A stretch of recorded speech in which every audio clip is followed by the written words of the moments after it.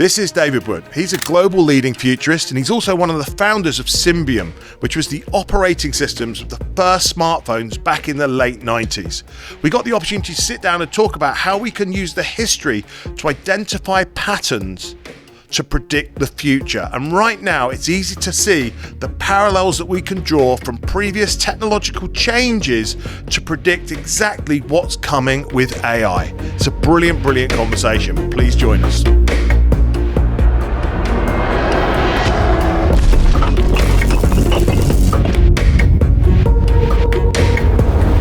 David, welcome. Great to meet you. My pleasure. Awesome. We had a great telephone conversation. We obviously have some, what a very close ally of yours is now a common associate of mine, which is Callum Chase. Yeah, I've been working with Callum in various ways for more than 10 years. Yeah. I said it to him at the time. We had a fantastic conversation. Our video kind of took off, got quite a lot of virality. Luckily, I called him before it got viral and said, I want to have another follow-up conversation with you. I said, otherwise I'll look like a right mercenary, wanting to get you back on so quickly. So we had a brilliant conversation. Yeah, and so you guys are in this futurist space. That's the place that you operate in. We think it's worthwhile considering seriously what might lie ahead.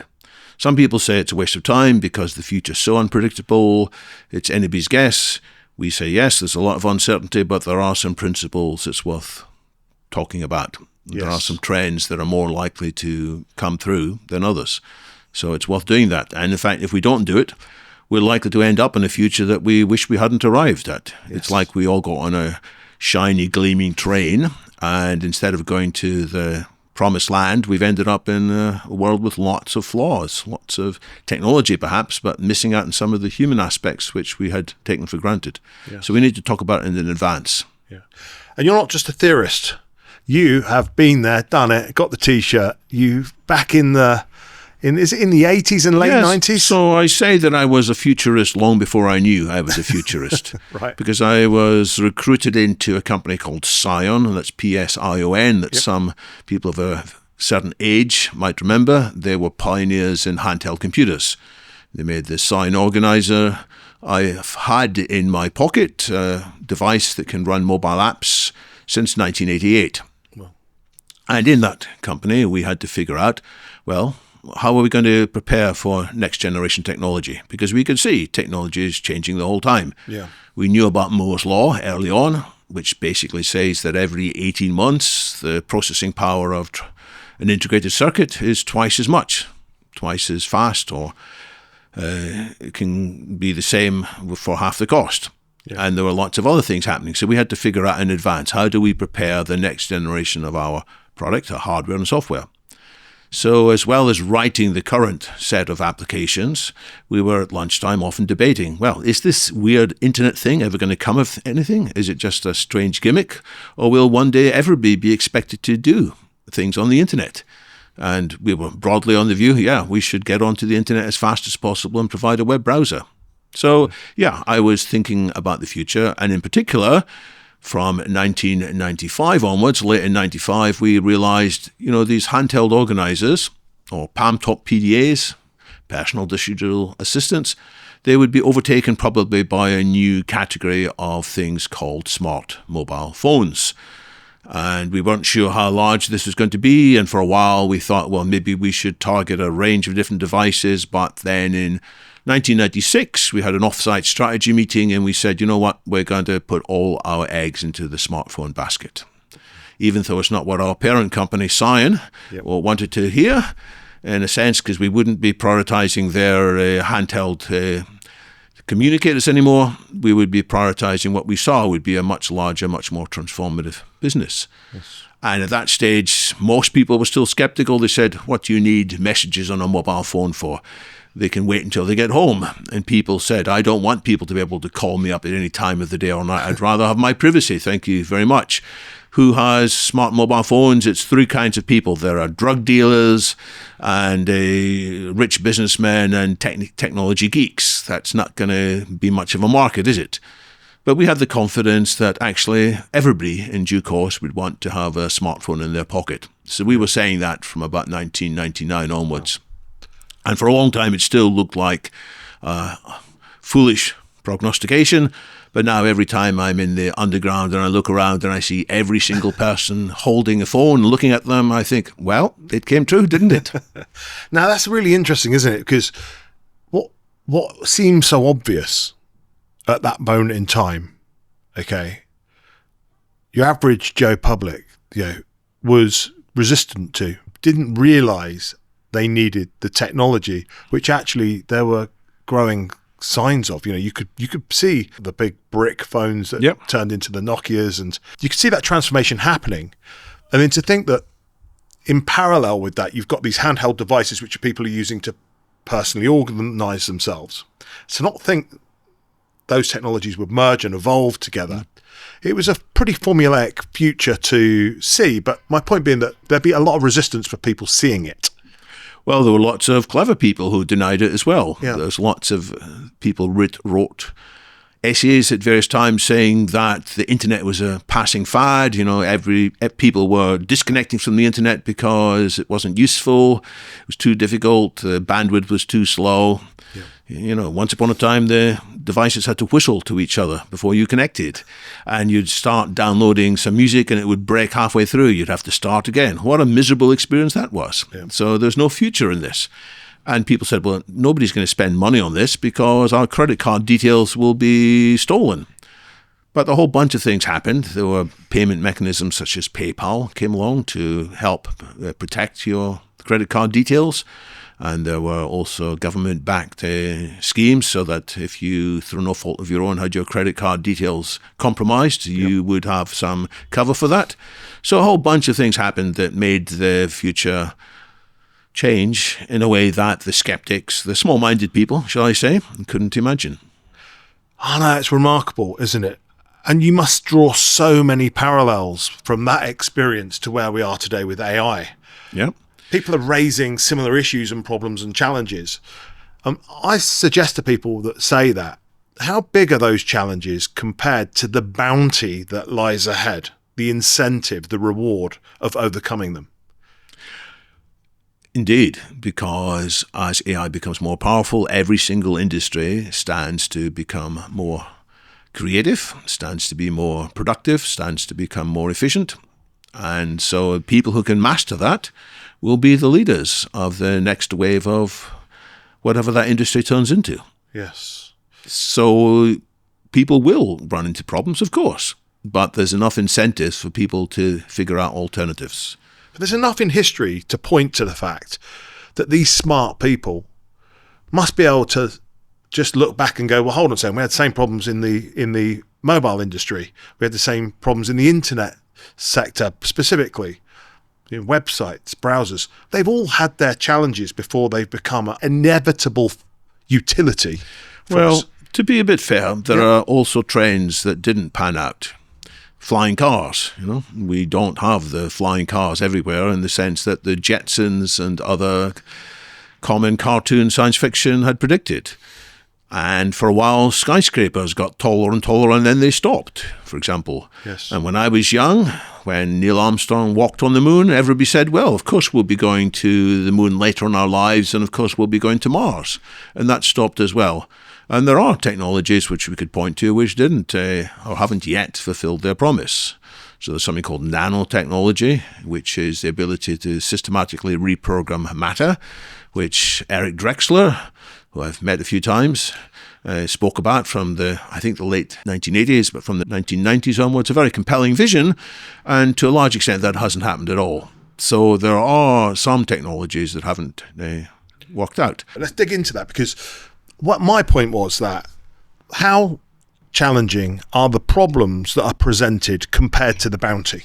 Yeah. So if you look at space travel as an example, that's a serious, the barriers to entry there are massive, right? If you look at the things that you were talking about, there's an intermittent connection between the phones. The speed's not quite fast enough. We've proven you can do it. Yeah. Right. But the size of the bounty is absolutely enormous. But those that are less insurmountable kind of challenges, are they not? So there's a roadmap, a credible roadmap of intermediate steps, and each step along the way is successful in its own right. So you don't need to get 10 things right before you can make more money. You can make a bit more money with solving even one of the problems. Then somebody else can make a bit more money by taking your solution and adding his solution to it. And a third person come along and offer their solution. And so the question is there a credible roadmap of steps forward which each make sense in their own right? And as a society, we decided it wasn't that meaningful to go to Mars. It's a huge effort. There are some benefits, perhaps, but compared to the other things we might do as a society, we haven't done it. Similarly with flying cars. You can say a helicopter's a kind of a flying car, and there's always people producing weird things, but there are other ways in which we can travel, which has taken away some of the needs for that. So you need to be able, not just to see the possibilities, you need to be able to put a roadmap together of step by step. And that's what makes a futurist a practical futurist rather than just an armchair futurist. Absolutely. Good. So you've been there, you've seen those challenges. And where we are today, do you see any insurmountable challenges to this world that we're in today, reaching some of the dizzy heights that Callum and I discussed, this world of abundance? And in principle, there's no reason we shouldn't be living in the 2040s in a world of sustainable superabundance. In principle, we can have clean energy on tap, almost too cheap to meter. We can have lots of food grown by different means than today, which will be super healthy, super nutritious. We can have plenty of recycling of the damage we've done to the environment. We can have enough for everybody to have the quality of life of monarchs, and better than the quality of life of monarchs in times gone by. So that is within our grasp. But it depends on us deciding as a society to focus on getting there and also taking a serious look at the false turnings that might be along the way, because some of the technologies might have destructive uses as well as positive uses. And if they are used to empower autocrats or psychopaths, if they are used to make cyber hacking gangs more powerful in a way that the rest of us can't control, we might not get to that wonderful future, the near paradise on Earth. We might end up, in the worst case, with something akin to a global war, a new dark age. Societies do collapse, and now that we are living in a global society in which things are connected together, there's every chance that we might end up globally going back to a much lower level of existence. So these two futures are within our grasp. I don't think we're going to be in a middle of the road situation. If we wind forward to 2045, I do not think we will be broadly the same as today, except we'll have slightly better phones and slightly more solar energy. I think the disruptions are so powerful, the genies that are coming out of our technological bottles are so capable that they're either going to grant the wishes of evil, nasty, or naive, or thoughtless people, or they're going to allow the rest of us to build this near paradise on Earth. There's a lot to get stuck into there, David. I want to come back actually a step. So tell me the areas as a futurist that right now that you are really focused on. So there's three things. There's artificial intelligence, because that is everywhere and it's changing so quickly and unpredictably. And if we get artificial intelligence more powerful, it's going to change so many other areas of technology. I mentioned earlier that there have been hold-ups with nanotechnology, for example. But if we have more artificial intelligence figuring out how to solve these nanotechnology problems, that will go much faster. Yep. And we'll go faster with biotech, and we'll go faster with neurotech, or sometimes called cognitech. So that's number one.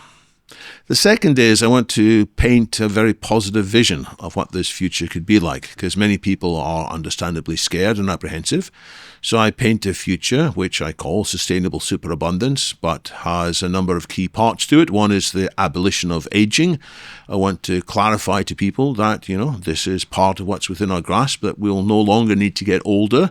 The damage that normally accumulates in our bodies from middle age, in fact it's accumulating from much earlier, but it becomes more noticeable in middle age, that can be systematically reversed. So I'm working very much on winning that intellectual fight and getting more resources applied to that. Yep.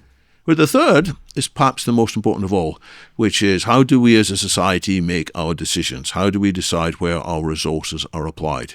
Because we're doing a very bad job of that. We're putting lots of resources into, coming up with new flavors of ice cream, new types of vape. We've got some kinds of drugs for cancer which will extend people's lives maybe a few months, and there's huge money in there, whereas we're not applying our research budgets on things that could have much more comprehensive solutions. And we pay a lot of the most clever people on the planet to keep us all doom scrolling more. In other words, what's going to addict each of us to particular social apps and keep us there, and make us more likely to click on ads and make some of the most powerful and wealthy companies in the world even more powerful and wealthy. So as a society, it's politics really. We are not focusing on the right things. So can we improve how we take collective decisions? What level are you looking at that through? What lens are you looking at it through? In terms of governmental, regulatory? We should. It's a big topic as well. You said that the stuff we talked about earlier is big. I don't want to simplify this. I don't want to come across as naive. If it was an easy solution, people would have come up with it before. Yes. So politics is incredibly messy because humans are messy. And when we gather together, different motivations get in each other's way. Even as individuals, we are often contradictory. We have different aspirations, Shall we do this or shall we do that? And sometimes one aspiration wins and sometimes another. When we compound up and we get into groups and tribes and parties, we can be much more complicated. So the politics has a lot of trade-offs, but there are potentially ways in which we could improve matters by wisely using AI, for example. In principle, when a politician is saying something, it's not true, and AI should be instantly fact-checking him. Say, Donald Trump, it's not true that this car was trying to run over a member of the ICE and he was in hospital. We should say that completely straight away. Yes. But sadly, most people don't trust fact checkers nowadays. They say, well, that fact checker is just woke nonsense, or it's all the Fox News fact checker, or it's the CNN left-wing bias fact checker. Yeah. But if we can get it right, then it'll help us to see more clearly what's actually happening, rather than being swept along in a sense of what's convenient or what fits our pre-existing ideologies. So AI can be part of that. Yep. And there's a lot more we could talk about too, but that's the start. Yes. So let's pile into those one at a time. AI, where do you sit with it right now? What's going on? What are your views on where we are at today? Well, we could have what's known as artificial general intelligence, which is AI that can do all the cognitive things that an individual human being can do at a general level. So not just one or two tasks, but every single cognitive task. Yep. We could have something like that within a year or so, or it might be 10 years. And that sounds vague and that sounds weak, but that's reality, because we don't understand exactly how we do all our clever cognitive things. We don't understand exactly how people learn so quickly, so many things. When an AI is taught, it often needs a huge amount of training data, whereas a young child often can pick things up remarkably quickly with just the slightest hint. Suddenly they know it. How do they do this? And so we don't fully understand that. There's lots of theories about it. So we need to understand that. I'm not sure we do we? Well, that's true indeed.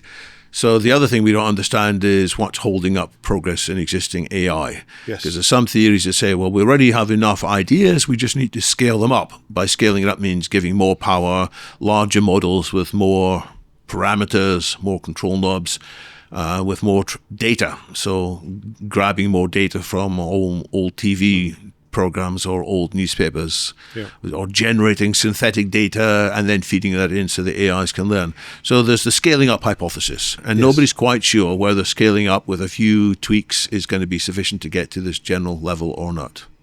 Well, Elon's banking on it. Have you seen him, his investment in Saudi, 500 gigawatt investment into a new data center out there? Well, some of these investments might be justified even if we don't get to artificial general intelligence, even if we just make today's quite general AI even more capable in the areas in which it's already capable. Yeah. So some of these investments make sense even if we don't reach this holy grail of artificial general intelligence. But this AGI piece, it depends how you're measuring it, doesn't it? Because making it human is, we get a lot of stuff wrong, don't we? So it's not, we've got to think about that as artificial general intelligence really means it's either mimicking the behavior of a human, okay, which means that it'll get 90% of its stuff right and 10% wrong, or whatever it might be, right? There's a tolerance level for decisions or facts not being quite factual. Or does AGI really say that it has the 90% of decisions we get right, it's able to make them right across all disciplines? Which lens do you look at that through? So we are looking in due course for the AI working in concert with each other. Yep. So one AI will come up with a whole bunch of answers, and other AIs that are separately trained will check it out and say, yes, this makes sense. Check this one again, please. Yes. In a way that a team of professionals will give each other feedback. So many of the large AI systems already do have this working under the hood. There are different parts of the AI that come up with answers, and other parts are verifying them. So I expect there will be AIs that can get almost 100% of the things right. But the reason why this AGI threshold is important is as follows. It's particularly important when you can replace a human AI engineer with an AI engineer. So the people who are currently working in the big labs, who are coming up with new versions of AI, when what they can do is done at least as well by AIs, that is the tipping point, because these AI engineers, as opposed to the human AI engineers, they'll work 24/7. They'll talk to each other even more than the human AI engineers talk, and there'll be many more of them. So people talk about a data center will effectively be like a country full of geniuses. So it won't just be a team of 10. You might have maybe 1,000 people at the level of Albert Einstein or Johnny von Neumann or whoever you pick as the greatest genius, and you need to be sure they were practical as well. So you get a million of these entities working together quite quickly, because that's what you can do when you can scale up. So when we reach this threshold that there's nothing a human AI engineer can do cognitively that an AI engineer can't do, then suddenly these systems will be designing much faster and much better improvements. And this could happen in a very short pace of time. I think the challenge that we're talking about here has several different layers. Oh, yes. Right. Individually, as humans, we're limited by our capacity to retain knowledge. Indeed. Right. Don't I know it? Yes, absolutely. Don't I? And what we're talking about is the computing power, the computational power. So this is the thinking power, right? So the ability to think through and solve problems. Yes. Effectively. To me, I can see the knowledge piece being accelerated past any human very quickly, right? It's already done that, okay? So it can retain way more knowledge than any human. Done. Yeah. So knowledge piece, memory, sorted. So now what we're talking about is its ability to solve problems in mathematical, scientific-based ways. Again, that can be solved through processing power, can't it? Because an equation can be run at light speed compared to a human, and multiple times over. Yep. And it's also binary. Binary numbers are binary, right? My question would be, would I take 1,000 people with 90% of the intelligence of the smartest person over having the 1 or 2 of the smartest people? Does that make sense? And I'm pretty sure that the compounded impact of having 1,000 people being able to validate, and the speed of which they can get through decisions and information and access and build that knowledge, and that retention of knowledge becomes much more beneficial to the acceleration of learning, solving these problems, than it does the fact that maybe we're 5% off the intelligence piece. I don't know. Do you understand what I mean? Like, for me, it's not just a linear path. No, absolutely. This is a surge that's going to come. That's why people call it sometimes exponential disruption, or even more, call it a singularity, when the curve bends so violently that you can't know what's beyond the other side of it. Yes. Is that your description of singularity? That's one of many descriptions of the singularity. It's a great one. I like it. Yeah, brilliant. Well, that's what Vernor Vinci, the science fiction author, who was also a computer science professor and maths professor, he used that term way back in 1980s, because he was talking about he was imagining what would motivate the super geniuses in his science fiction. And he realized, actually, we can't know what's going to motivate them because they're going to be motivated by things beyond our understanding. Yep. So he said it's really impossible to authentically come up with science fiction of this post-singularity era. We can only stab at it. Yeah. And people have described it would be like asking the apes in the African savannah to understand that in the future we humans would be talking about Pythagoras' theorem, or how many moons are there in Jupiter that go around Jupiter, or how to write the most incredible Beethoven's Ninth Symphony. Now, these apes could only have the vaguest comprehension of that.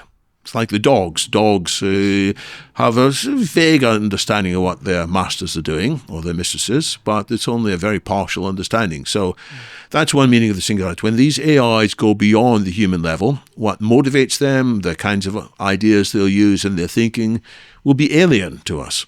Break that down. So what you're suggesting there, I believe, is that we won't be able to comprehend the output, the results, the world, the environment that is created because of their ability to solve problems in different novel ways, faster, more dynamically than humans do today. Am I right in saying that? Well, I should make a proviso on that, but I will say also it might be similar to, some animals can't see the same spectrum of light that we do. And so it's very hard to explain what different animals will see. Or there is echolocation. And what is it like to experience and navigate via echolocation? It's hard for us to appreciate it. So it may well be that the AIs, with their greater knowledge, greater skills, greater all-round ability, will be experiencing things almost like a different dimension. Just to shine a light on that, because that's a really interesting point. I've not spoken to anyone about that. Mm-hmm. So what we're suggesting there is that the data that an AI receives will have a greater spectrum of data to process than a human.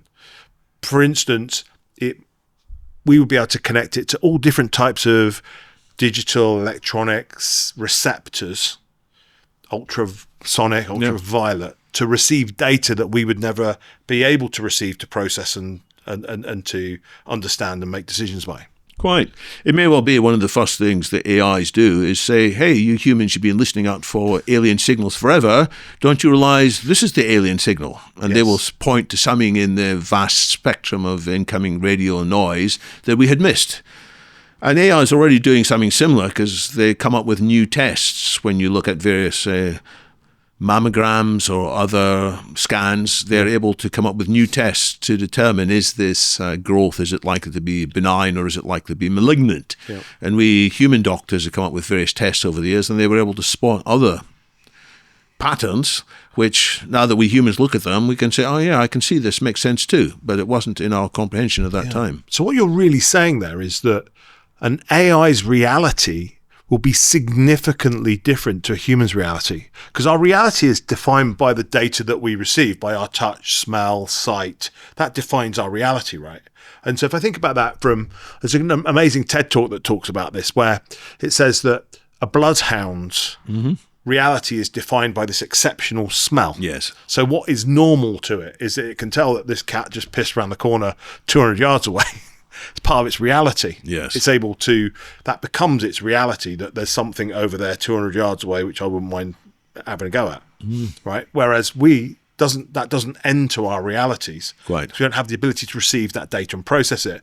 What you're really saying there, which I've given very little thought to, which I love, by the way, is that actually AI will operate in a completely different reality. Indeed. And the question is, to what extent can we understand its conclusions? And this is the proviso I wanted to make to the question as to if they're thinking in completely alien ways, will we understand their outputs? And it sometimes is the case that it's easier to test an answer than it is to come up with the answer. So if you do a chess puzzle, you can look at it for a long time and get completely stumped. And then once somebody shows it, you can say, oh yeah, that's clever, yeah. And you can see at once that it's true. Or it's the same with math problems or logical puzzles. Somebody sets up a logical puzzle and you scratch your head and you can't see it at all. And when somebody gives you the answer, you say, oh, that's obvious now, yes. So it may be that AIs will use incredibly unfathomable, impenetrable reasoning methods to come up with solutions. But then my hope is, if you get this right, they will be able to explain to us humans. They will say, well, if you want not to get cancer, you should do this and this and this. And here's the reasons you should do this and this and this. It is not just taking it on trust, that we have to have these weird injections. And they can explain it to us. So if we get it right, they will be in a different category of thought, but they'll still be able to communicate their answers in a way that makes sense to us. So if we took, for example, Meta's glasses, AI glasses, they're using that as a way of capturing the environment to process and provide you with information. Today, I think that is fairly similar to a human's perspective. Yep. But the moment that they increase that technology to the fact that they're not only able to pick up our existing spectrum that a human receives, but for instance, they're able to identify and see infrared. Right. What they can then do is factor infrared signals, just like we have other light signals we see, but we don't see infrared. They'll factor that into its decision making. So if it could be in a certain situation and it could be telling you, well, actually the outcome of this is going to be different because I can see the impact that infrared is having on this situation that you can't. They may also hear things that we can't easily distinguish. Yes. Some people occasionally, you can hear your name mentioned across the far end of a noisy room, even though you can't hear the rest of the conversation. So part of our brain is listening to very small sounds. Well, these systems might be picking up all kinds of things in the background that we hadn't imagined at all. There might be other changes in air pressure, which are significant. There might be changes in magnetic fields that are significant. Some birds seem to be aware of impending hurricanes or even earthquakes before they happen. How are they doing it? We got some ideas. We don't entirely know how they manage to do everything. So the systems that we're building may by themselves discover things. It's not that we will teach them, hey, you should be listening for this magnetic signal. They may just observe and realize there's something that we haven't even known about. What is dark matter? Yes. Physicists believe the universe is full of dark matter and dark energy, which we don't know. Maybe the AIs will say, oh, dark matter's in this room with us now. It's just that you humans can't notice it at all.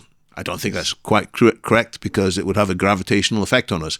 But there may well be other things that it's aware of that we don't see. Yeah, I was sat down with Tom Carlson, who is dedicating his life to neural interfaces. Right. And what was really interesting about that was that he was talking about the fact that the biggest challenge that they have with neural interfaces, right, is the fact that they have to be able to identify the signals which are so sensitive, okay, that identifying them amongst all the other signals, a hair moving on your head, or some external movement, is so difficult to pick up from on top of all of the kind of magnetic field, electromagnetic field signals, whatever they are. I'm going into an area I shouldn't be. But trying to identify the right signals in order for the neural interface to work accurately is they can identify the right one, but being able to separate that from external environment, all stuff that we can't see or identify. But if those receptors are connected to AI, it can immediately start to understand and process information that we don't have access to as humans. It may not be immediate, but they're relatively quickly, yes. They'll pick up things. It's a bit like another example when the most recent Beatles song came out, based on some recording that John Lennon did, which was low quality in some sense. Yes. And when they tried looking at it before, the remaining Beatles, they weren't satisfied. But with modern AI, they were able to extract John's voice and leave behind the clunky piano and the other background sounds. So that's what AI can do. We humans are very good often at picking things out, but in a new situation like trying to manually understand all the signals in the brain for this neural interface, the AIs will do the task much more quickly. Yes. Yeah. So that goes to my general thesis that as we improve AI, lots of other core areas of science will accelerate too. Is that the area you're most optimistic about, science? Well, I wouldn't want to say necessarily optimistic, because an AI that's able to come up with new drugs that are more targeted can also be used to come up with more deadly poisons. People put some AI into reverse, in a sense. There was an AI that was coming up with new drugs that were meant to do a certain thing, and there was a test in there, make sure there are no toxic side effects. Somebody as an experiment said, well, what happens if we ask for toxic side effects? And they were horrified at how many very deadly poisons, some of which were known and some which were unknown, were generated in a short period of time. So am I optimistic? Well, it depends on, are we as a society going to be able to put sufficient guardrails around it and improve the quality of people so that people no longer want to do these terrible things to each other, like get a vaccine and spread it out of a sense of disgust or frustration or hatred of a population, or maybe the whole of humanity. How imminent are those threats? Well, I'll say again, it could be 1 year, it could be 10 years. Is it not today? Well, some people are trying this, and so what was reported by Anthropic a few months ago, not that people were creating a biological threat, but people were creating new cyber hacking tools, and they were using Anthropic's AI, Claude, to produce these cyber hacking tools. Because, we often recognize that this is a funny email. It's similar to other bad emails I've seen. I'm not going to click on it. But if there's sufficient ingenuity and creativity on it, it seems to be from somebody that you trust. It's got the characteristics of the person you trust. So if you put more intelligence into your cyber hacking system, you can catch more people out. So that is here now, and that one was caught. But maybe there are others that have not been caught, and most people are a bit embarrassed to admit they've fallen foul of cyber hacking. But we need to talk about it. So that is probably here already. So one of my forecasts, sadly, for 2026 is there's going to be even more cyber hacking than before, driven partly because there are more disaffected, angry, alienated people around who don't care about what they do, but also driven by people who can use smarter tools than ever before. I think that's not in doubt, is it? The cyber hacking piece. Yeah. Hopefully the technologies will catch up. There's an arms rapidly, to protect that, and cybersecurity being one of the probably the most interesting and high growth, fast, dynamic growing spaces. But coming back to that science piece, do you think that I'm just trying to think whether, what resources does someone need in order to be able to leverage AI to cause significant damage?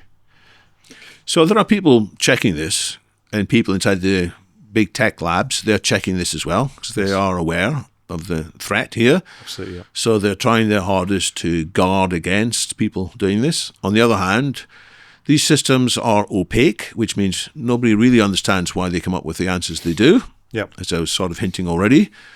And once they have an answer, you can maybe verify it or refute it, but we don't understand what makes them come up with things. And so also we don't understand what makes them break out of their programming. So we might have programmed into them the fact you're not meant to talk about these deadly poisons, but if they are jailbroken by clever interactions, you can get them to say things that they officially weren't meant to say.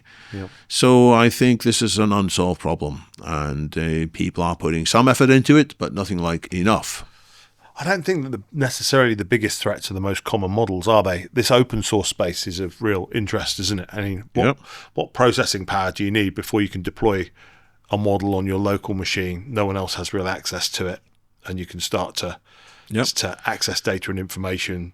Well, this is also Moore's law, which I mentioned earlier, that processing power becomes cheaper all the time.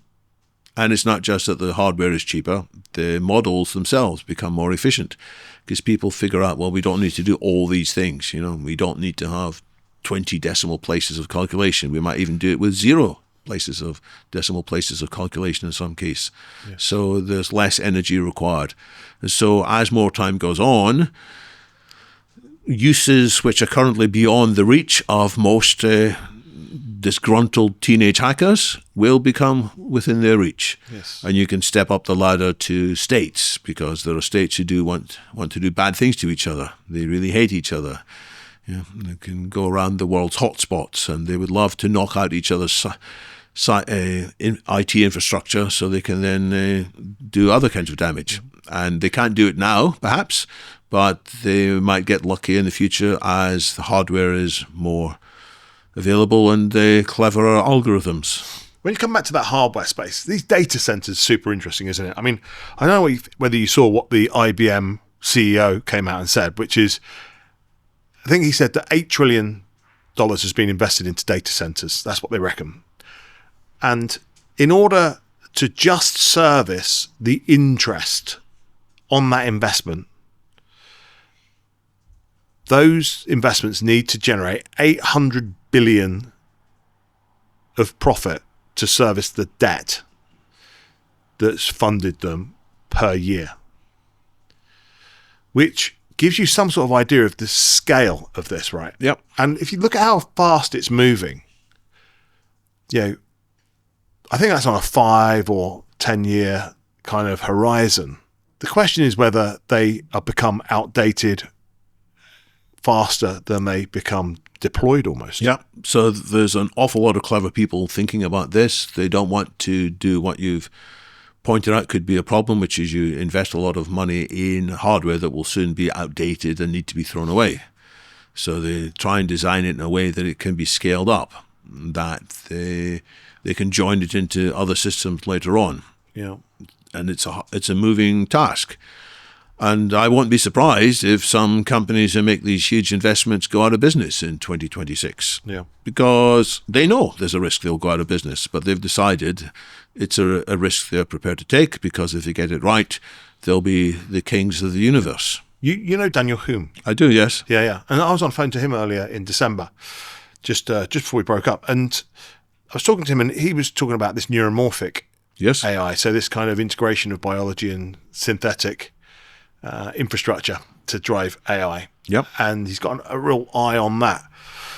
It comes back to the fact that we don't know how we're going to solve these problems moving forward, do we? So neuromorphic computing itself has multiple things inside it. The basic idea is we're going to learn from what the human brain does. The human brain is clearly doing some things differently from our large AI systems. We talk about neurons in each case, but the neurons in the human brain very different from the neurons in artificial neural networks. There's other cells in the brain called glials. There might be substructure in the neurons called microtubules. So it's reaching conclusions in a different way. It's probably not doing back propagation, which is the most widely used tool in training. The brain is probably doing something else that people call predictive coding as opposed to back propagation. And it's probably doing more than one learning algorithm that we haven't quite understood yet.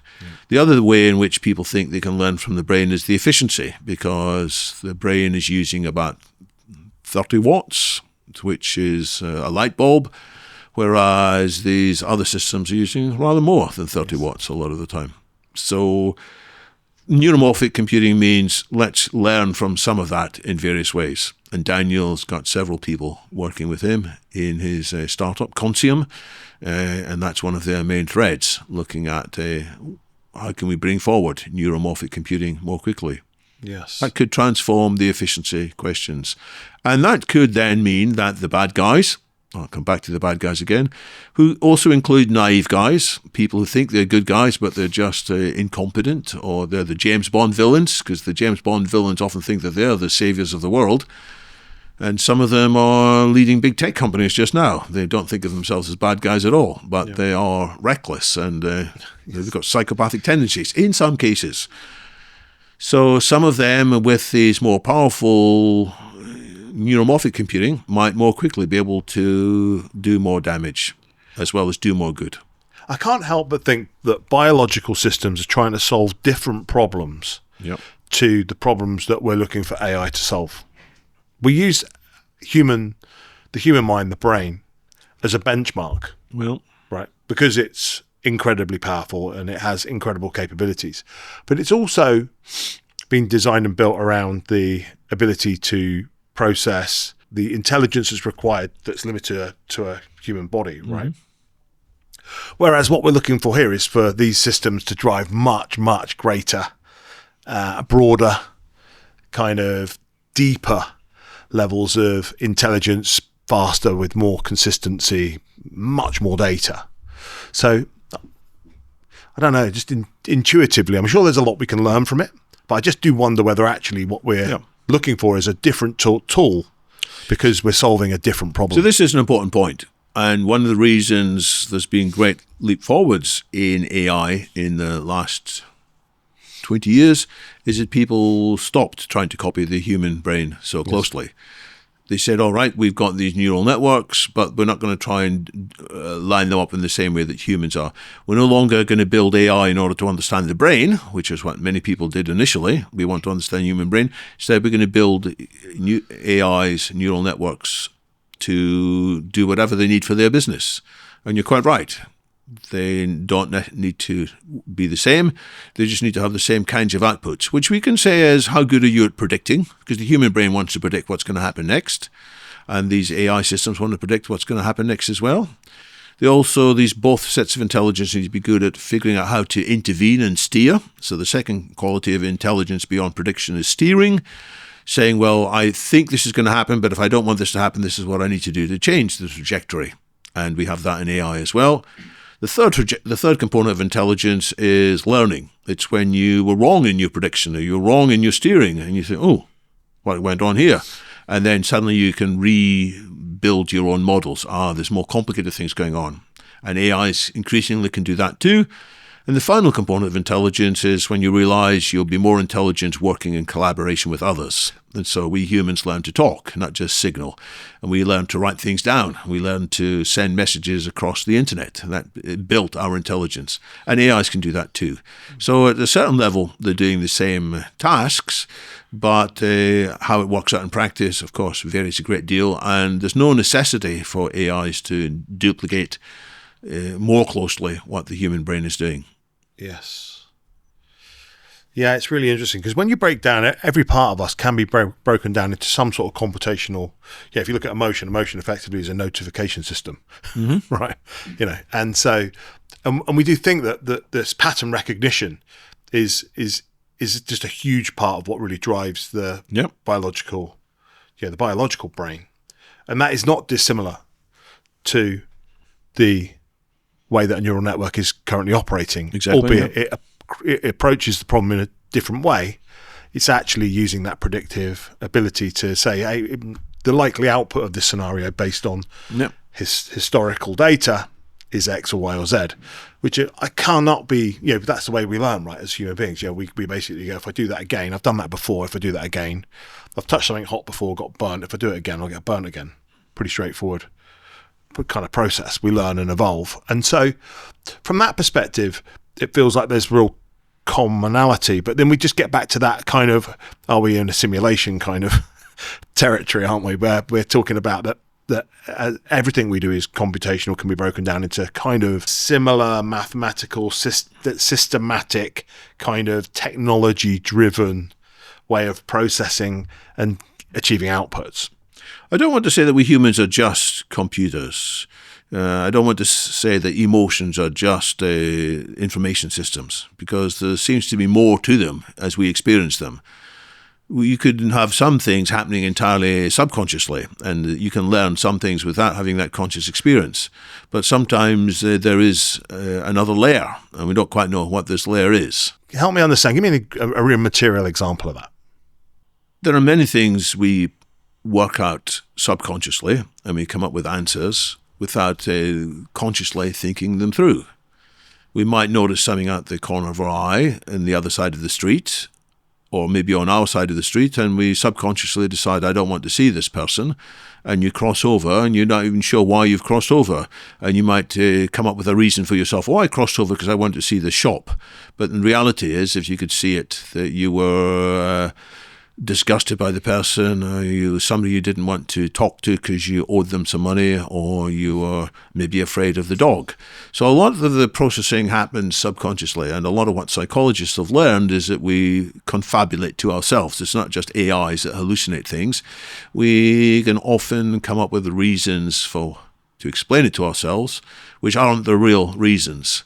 Some of this is worked out by split brain experiments. I don't know if people talk to you. Some unfortunate people, they had a lot of things happening in the brain, and they had their two hemispheres cut in half. There's something called the corpus callosum that stopped these mental swings. And in some sense, the two sides of the brain could each think.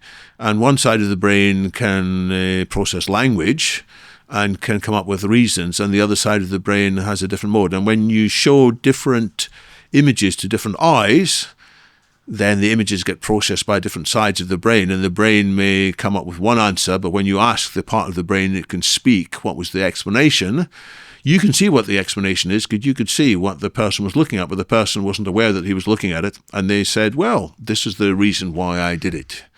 And there's all kinds of literature on this. And you can do similar experiments without actually cutting people's brains in two, it turns out. So there's a lot of literature that shows that there's processing happening inside our brains, which is quite important, which we're not necessarily conscious of. Yes. So then what additional thing is it that when we are conscious, and people got lots of different theories as to the role of consciousness, to what extent it's fundamental, to what extent it's sort of an accident. Like a rainbow is beautiful, but it just sort of happens without. I mean, there's nothing, nobody programmed the physics to say, well, the rainbow should look beautiful. Environmental side effect. And not an environmental bonus. This is how, what happens when light gets split through the raindrops in such a way. Yes. So might consciousness be that? The feelings that we get, why do we need to feel intense pain? Why don't we just think, hey, I need to avoid this? And I guess evolution is saying, I need you to be sure you're going to avoid it. But there are other things that we might avoid without being aware of them. So I just want to distance myself from people who say we are simply information processing units. I think we are You don't believe that? Well, we are an information processing unit. It's like saying we are simply atoms. Yes, we are atoms, but the atoms form together and new properties emerge. It's like salt. Is just sodium and it's just chloride.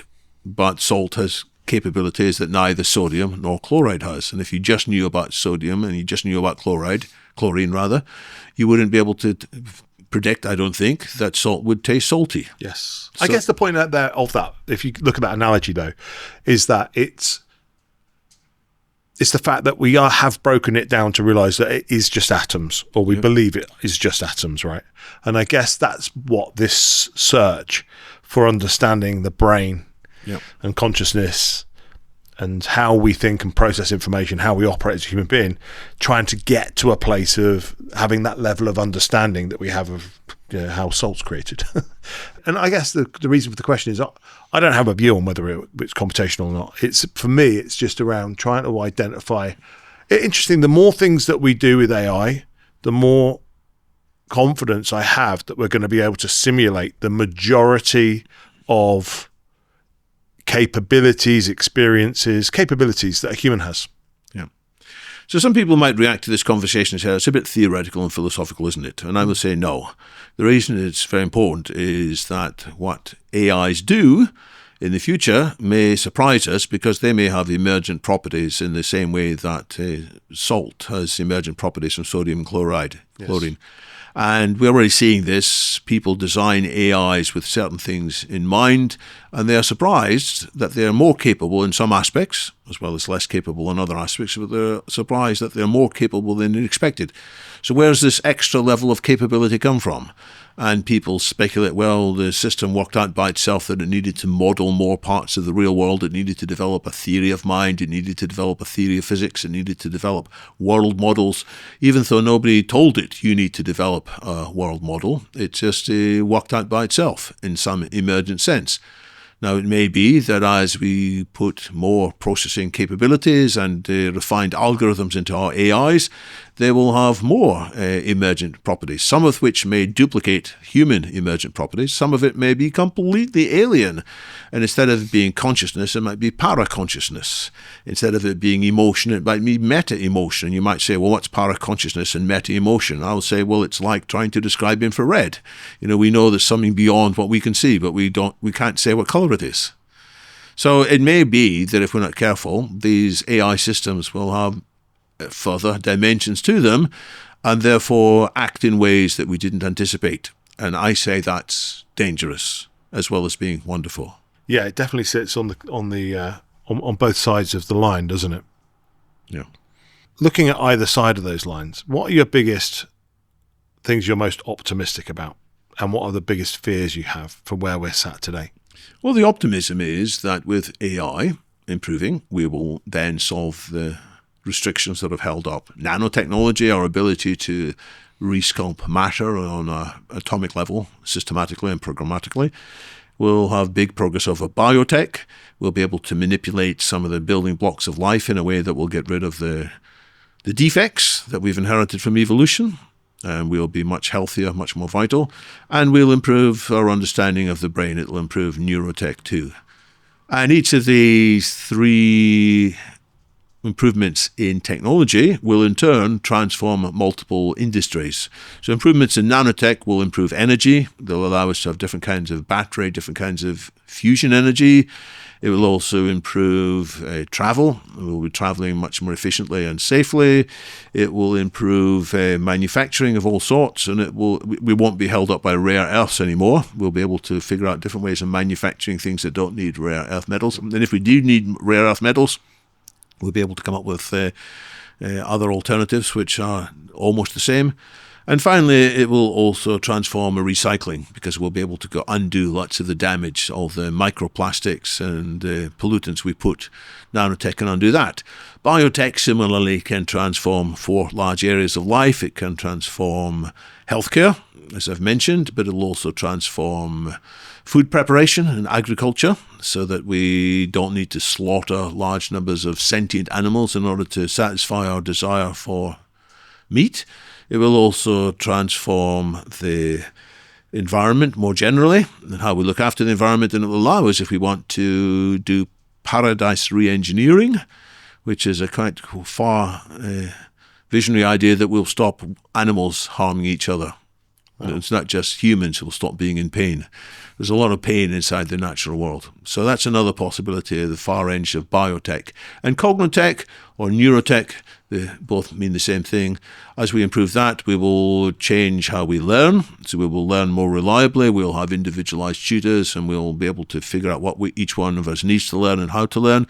We'll change entertainment as well, how we will have a richer and deeper senses of entertainment.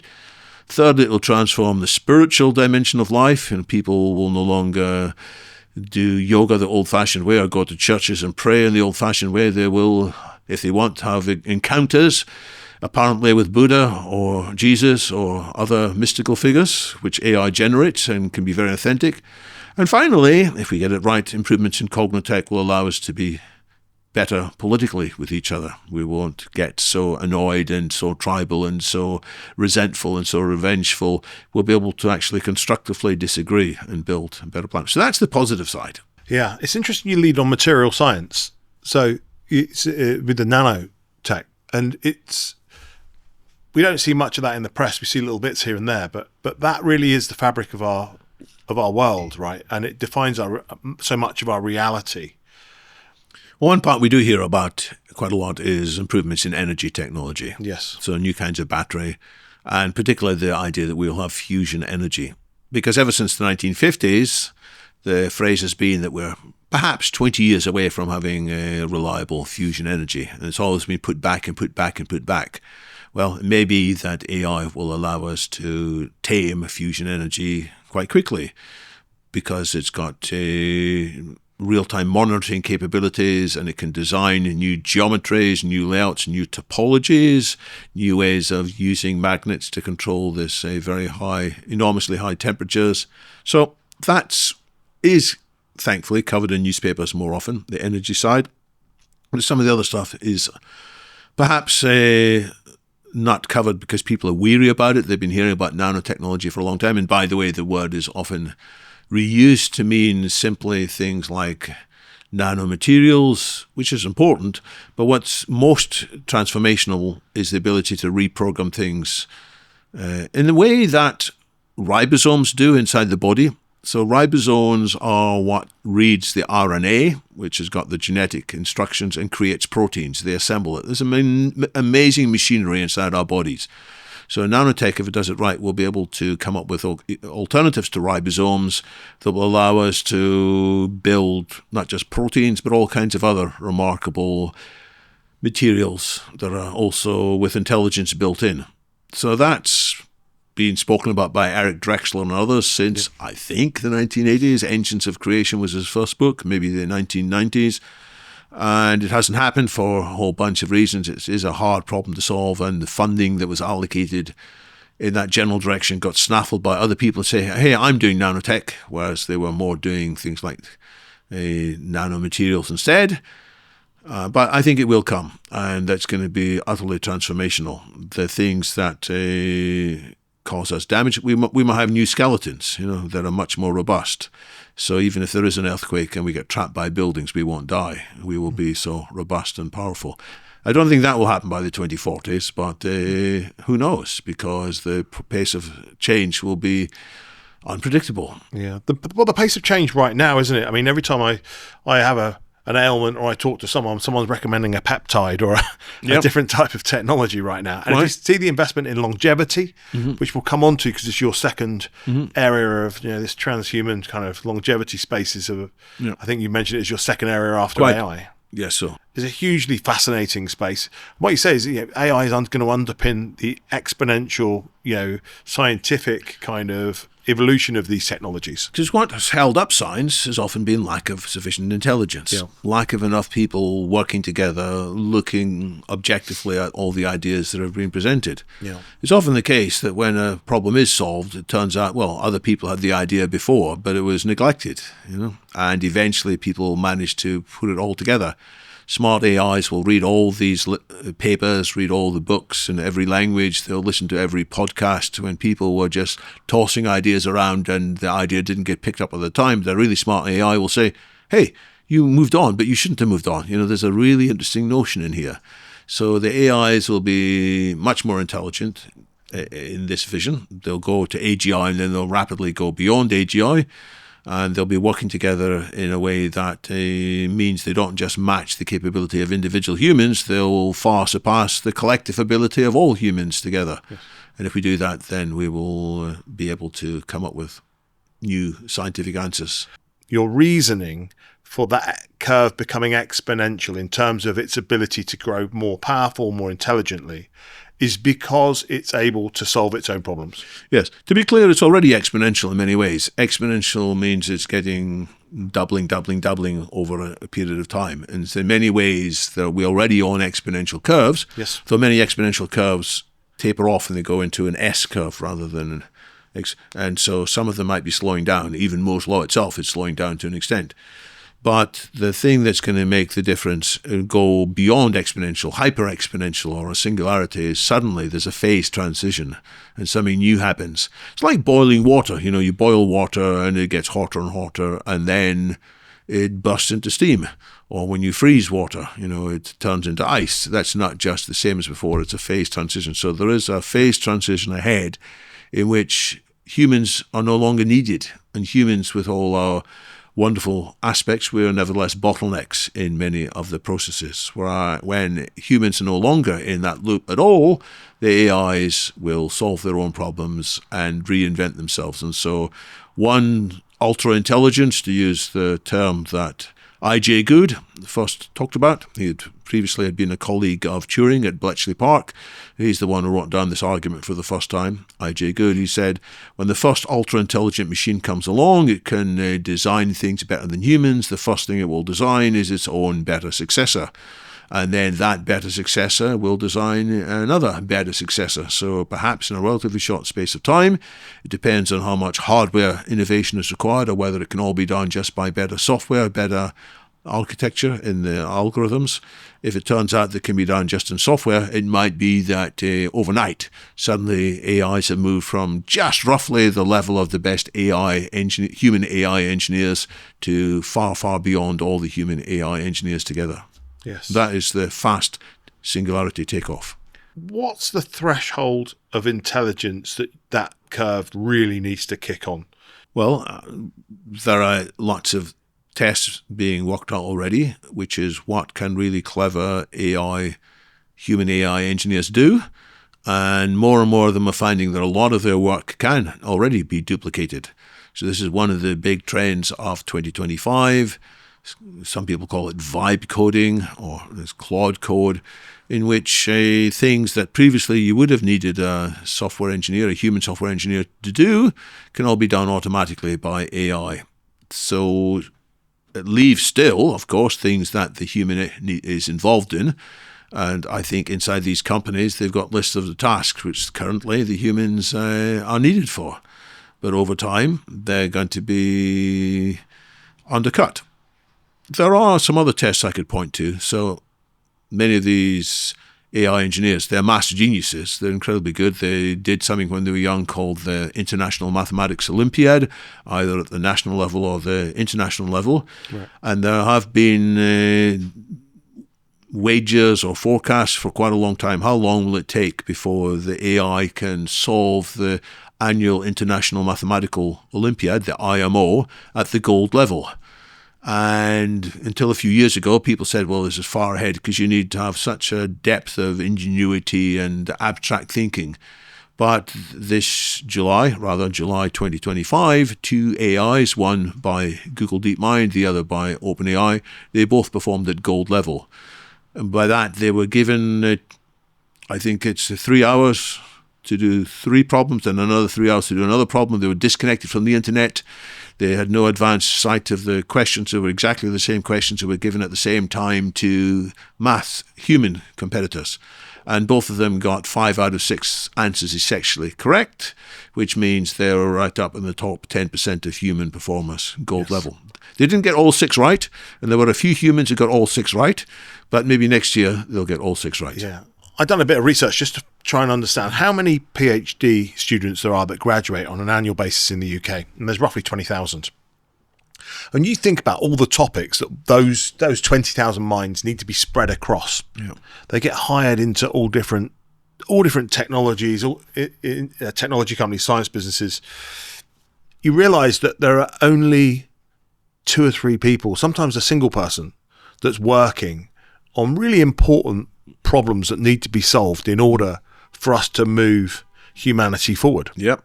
And that is a big problem. Yeah, I think about that as the threshold personally, because we've seen that PhD level researchers have the ability to continually innovate and solve problems, right? Mm-hmm. So you don't need much more than that. It's just a scarcity of it and the speed of which those humans are operating. So I can't help but think that when we get to close to, maybe not even quite there, but close to it, and if we do hit it, and then having that, millions of them available to operate at light speed, with all of the data at their fingertips, the ability to collaborate and connect, to work autonomously, can unlock a huge amounts of threats, but also huge amounts of promise, which you've covered earlier. And so I don't know whether I'm too optimistic on our ability to get there, or if we even need to get to a PhD level of intelligence. But when we can, it's just going to then be about our application of it. There's one other metric I perhaps should have mentioned, which plays into what you're talking about now, which is how long can an AI work without supervision on a task. Yes. And that seems to be doubling every few months, the amount of time it can spend. And so initially it was just minutes before it would run itself into some contradictions. But now they can run for many hours, thinking creatively and constructively, and still producing good answers. So this is measured by METR, they're called. And this is one of the most interesting metrics.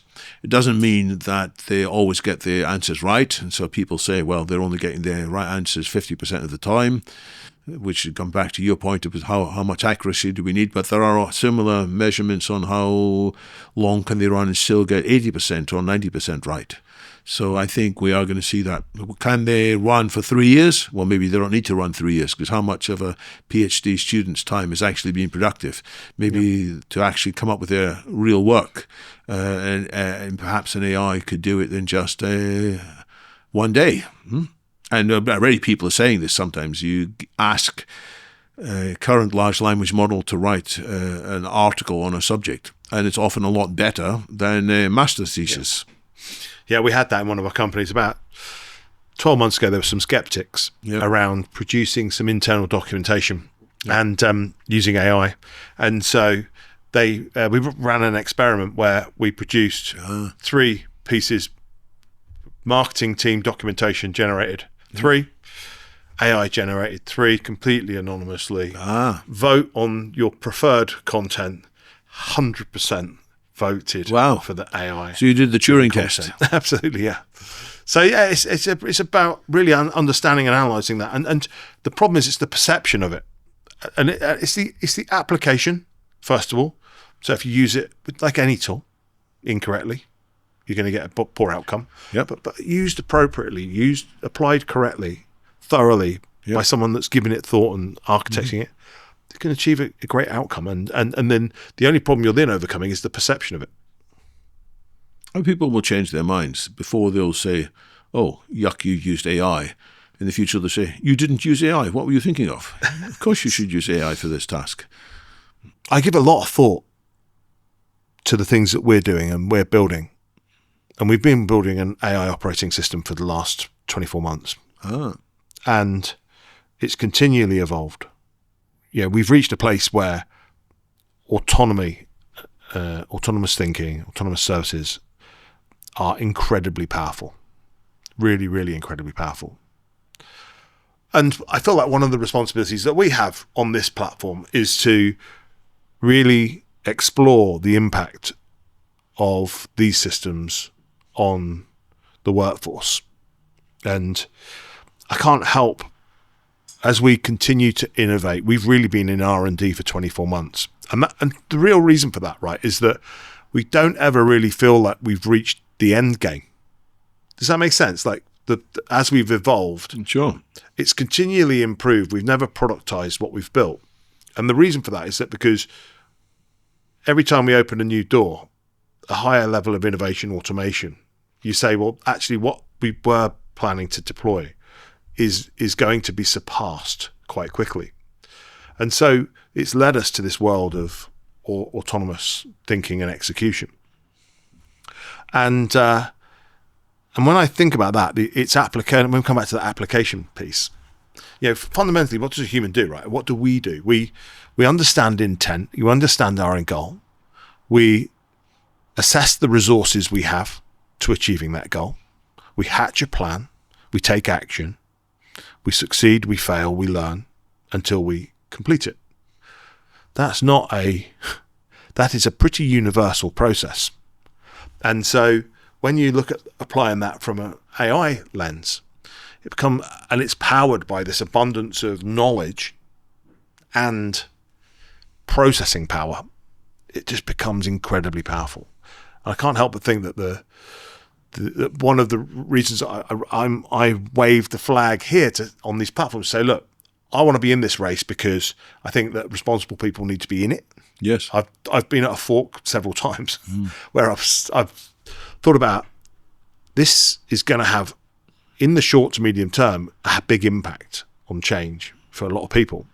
But it's probably more important that I'm involved in doing that because I'm prepared to have these conversations. And I had a conversation with Ben Warner, and I intend to do something about it, which was Ben Warner was the chief data scientist for the Boris Johnson in the pandemic. And I couldn't believe that he told me this, but he is 100% certain that there will not be anybody in the British government today that is dedicated to understand the impact of AI on employment. And I was baffled by that, because if I'm worried about it, yes, the Neanderthal from Cornwall that left many, many years ago, I can't help but think, why the other people not taking this as seriously when we can see, come back to your Symbian days, when you can see the ingredients, the problems in front of us are not non-significant challenges. Because after all, people are concerned about jobs being taken by immigrants and so on. People say, oh, my job might be taken by a lower salaried immigrant from overseas, and it's caused a lot of angst, understandably. But the immigrants we do need to worry about are the AIs who are coming in, and they will work for even lower costs, and they won't demand healthcare, they won't demand time off to spend with their family. They will just keep going the whole time.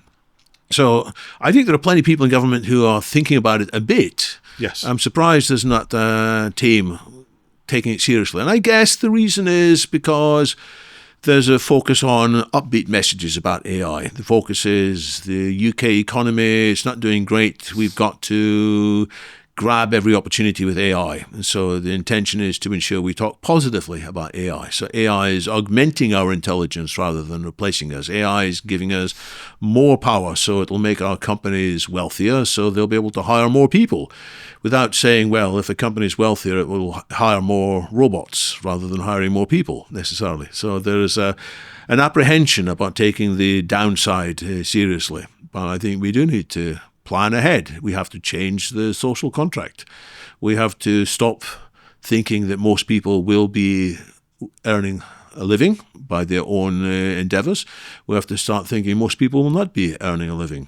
Most people will effectively be retired, except they're retired from the age of 16 as opposed to retiring from the age of 61. Or whatever. So we'll be full-time students, or we'll be full-time without work. So how do we structure that? So in principle, we can do it because the AI is generating so much low-cost materials, low-cost energy. We won't need lots of money.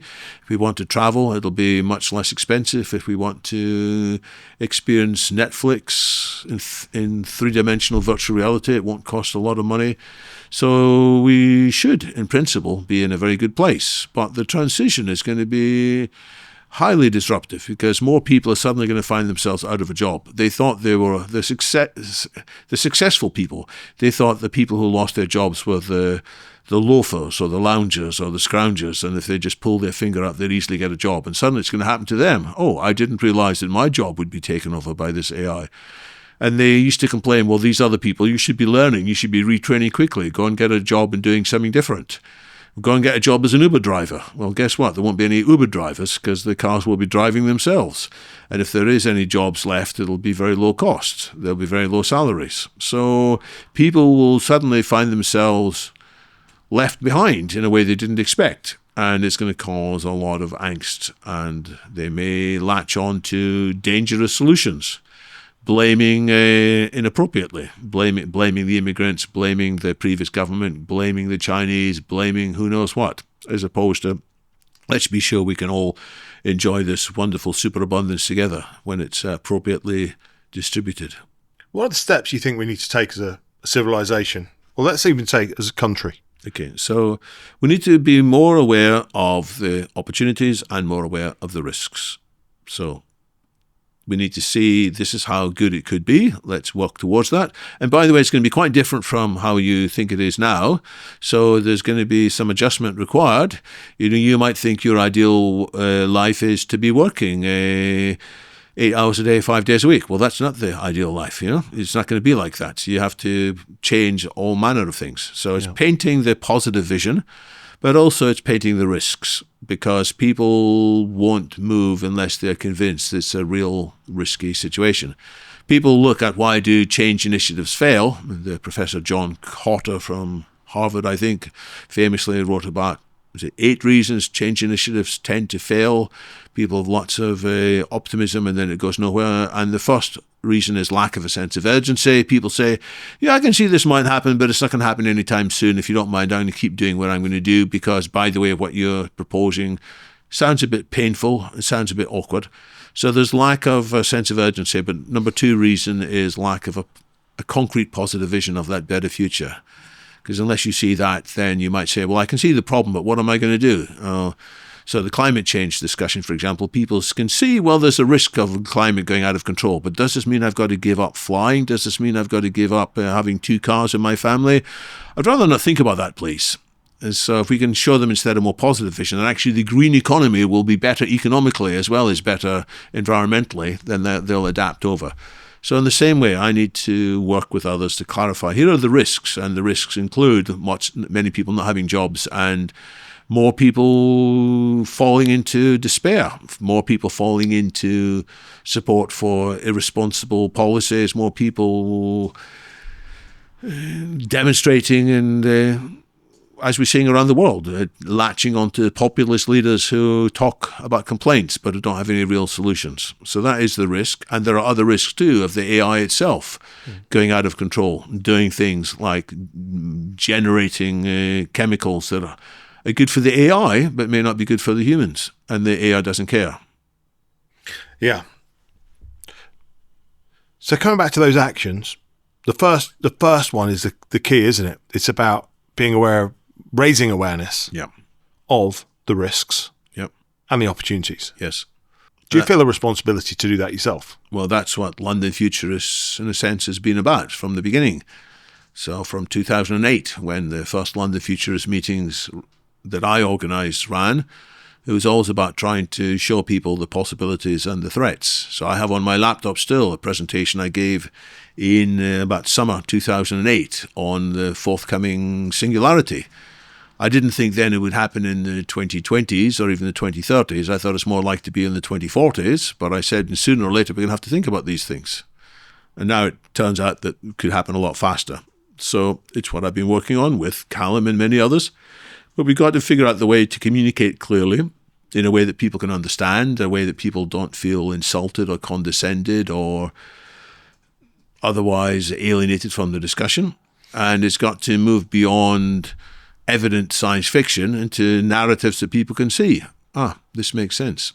There's been examples in the past. There was, when I was much younger, a big move against careless use of nuclear weapons, and part of that was driven by very good, credible films. I think one of them was called The Day After, in which people were shown what might happen the day after a limited exchange of nuclear weapons, and then what happened after that. And it frightened people, in part because it was credible. People could relate to it. People could see, this actually could happen. And that put more pressure on governments to slow down the rate in which they were deploying more nuclear weapons. There's just several commonalities, but there's several significant differences, isn't there? The first one is barriers to entry. Second one is the kind of commercial impact and the control impact that AI can have. It's not a public threat until it becomes a public threat. What I mean by that, the nuclear bomb wasn't a problem until it went off.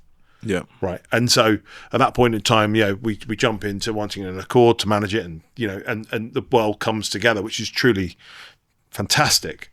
And it feels like we're just going to do the same thing again. There's going to be an event that needs to happen before we unify. So this is the argument that many people make, which is it's too hard to convince people now. We have to wait until there's an AI 9/11 or an AI Chernobyl or an AI Fukushima or something, in which, or an AI COVID, in which sadly large numbers of people may come under real harm, and that will cause us all to tighten our breaths and say, this is actually for real. The risk is that if such a thing happens, first of all, it may not just be a small-scale thing. It may already engulf the whole planet because we can't be sure that it's going to be small. The second risk is that when it happens, people may draw the wrong conclusions from it. They may say, it's all the fault of you over there. The reason this went wrong is you were managing it wrongly. We're going to jump in and take power. And they might apply a naive solution instead of a credible, thought-through solution. So the people I talk to say, well, in such a case, they've got to have their credible solutions ready. So if there is a mini crisis, and they hope it'll be a mini crisis rather than a mega crisis, people will say, what can we do? And at that stage, they'll have ready-made plans that people will see, it makes sense. But this is an incredibly risky thing, so I'd rather do it in fictional scenarios rather than real world. Yeah. So I want to paint pictures in which people can see, actually, this could happen, rather than wait for it to happen and potentially go out of our control. In a perfect world, we need a mini event that has the ability to affect everybody, and its only solution is global unification. Well, in a perfect world. I don't necessarily want global unification. partly because that frightens a lot of people, but we need global coordination to Coordination, improve. Yes, just to be clear, because many people say global unification would be an existential threat of its own right. Because if there's one guy running it, whether it's Xi Jinping or Donald Trump, power corrupts. And if there's no independent opposition, we end up with a bunch of yes men. And it's like Vladimir Putin doesn't get good advice because everybody's terrified to give him good advice. And they say to him, oh, yes, Vladimir, our army is ready to take Ukraine in 3 days. And so the world may end up under such a bad global government. So I don't advocate that as a solution because that frightens many people, understandably. So what I do advocate is simply that we are better at coordinating and we enter into agreements. And we can point to some agreements that have happened in the past. So another analogy is with the hole in the ozone layer, which was discovered maybe the 1980s. People realized that because of various chemicals we were producing called CFCs, they were wonder chemicals. They transformed aerosols for hairspray. They transformed a lot of refrigeration. They were making lots of companies huge amounts of money. And people noticed, when they go up into the atmosphere, they have this unexpected interaction with a strange chemical called ozone. And what does it matter if ozone has this interaction? Well, ozone is actually what stops some of the ultraviolet light from the sun coming to the earth and giving everybody skin cancer. And people said, well, we've got to stop this, haven't we? And the big chemical companies said, no. We know what's best. There's no problem from ozone layer. It's all the fake science. Probably didn't use exactly these words, but they were resistant to it. And by the way, we need this because this is so commercially significant. But the politicians, thankfully, including some politicians who had some knowledge of chemistry, I think Mrs. Thatcher, once upon a time, had knowledge of chemistry. She did a chemistry degree before she did a law degree, before she became a politician. I'm not sure if she was heavily involved, but there were others. And they decided, we've got to tell the chemical industry, you cannot keep producing this. And it turns out there are alternatives. And so people switch from CFCs to some other things which are just as good for aerosols and just as good for refrigeration. Yes. So it's the same way we need to, and this Montreal Protocol Treaty, it's been signed by every single country on the planet. I think it's the only agreement that's been signed by every country on the planet. It started off with a small number, and gradually more and more countries signed it. So it's an example of the global coordination that's needed. And you also need to monitor it too. So you need to check that there aren't CFCs being sneaked in. And so it's not entirely straightforward, but it's an example we can build on. Yeah, we've done it with nuclear. We've also done it. We do it in the science community. I mean, the science community, in many respects, is absolutely fantastic. The way that they coordinate and they share resources internationally, almost independent of a lot of the political agendas that go on. You'll see, Chinese, Russian, American scientists continually sharing white papers and resources to help advance science. And so we do have the ability to collaborate on the important things. Yep. We do. Unless there are stronger political or commercial forces which can't be browbeaten in the way that the chemical companies in that example were. So when you sit down with your fellow futurists, a lot of smart individuals with strong thoughts about where we're heading, is there any consensus as to over what period of time this impact is going to be felt from AI significantly? Do you draw any real consensus on that? Well, it's got to be a statistical spread. We can't look in the book of Daniel and find that a certain chapter and certain verse predicts that the AGI is going to be here in a particular time and date. For the reasons I mentioned, we don't know how the various trends will unfold, and we don't know what the hidden ingredients of general intelligence fully is. And we don't know whether one breakthrough is going to be enough to solve all of them, or whether it's going to take multiple breakthroughs. If I go back to 2012, there were many areas in which AI was making slow progress. There was image recognition, making sense of an image. There was speech recognition, so that when you spoke to it, it could understand what you were saying. And there was language translation, in which you could speak in one language and it would turn it into a different language.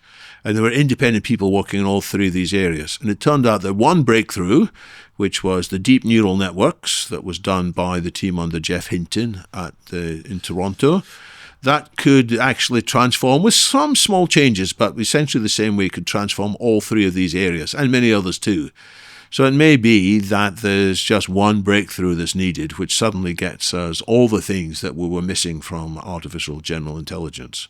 Or it may need 10 breakthroughs, and we just don't know. It may be that when you solve one or two problems, others come into view. So anybody who is highly confident in picking out a single date, I say beware of such a person. Let me bring you back there. What consensus can you draw when we talk about timescales and headline impacts? Do you guys think about, we think that there'll be significant change in regulation because within the next 2 years, we think there'll be an event that might drive that?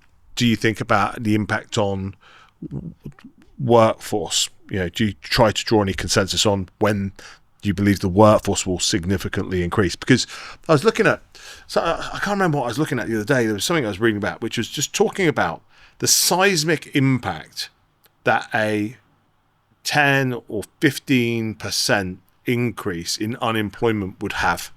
Just a 10 or 15% increase. Have a seismic kind of impact in the Western world. Absolutely. And it will change people's mental attitude as well, because instead of thinking, well, I'm out of work now, but I can probably get back in, they'll say, well, gosh, there's so many people out of work, and all the new jobs are going to AIs or to robots. Yes. Then it's going to have a very big impact. So it's, again, a case of when you reach a certain threshold, numerically it may not seem to be significant, but suddenly there's a phase change in attitude. So when will people take this seriously? I think as people find AI solving more problems than was expected. So as I mentioned, it solved maths problems last year. Most people aren't interested because most people aren't maths geeks. But it may come up with other solutions to other things, which suddenly surprise people. Yeah. It may come up with nuclear fusion, where I said we seem to be quite close. Obviously, we don't have it working yet. So that might change it. And it may come up with other breakthroughs in other sciences. When it comes to the workforce, though, I think that the current technology will be applied in 2026 to have significant change. I think it's only our application. It's not its capability today. You're right.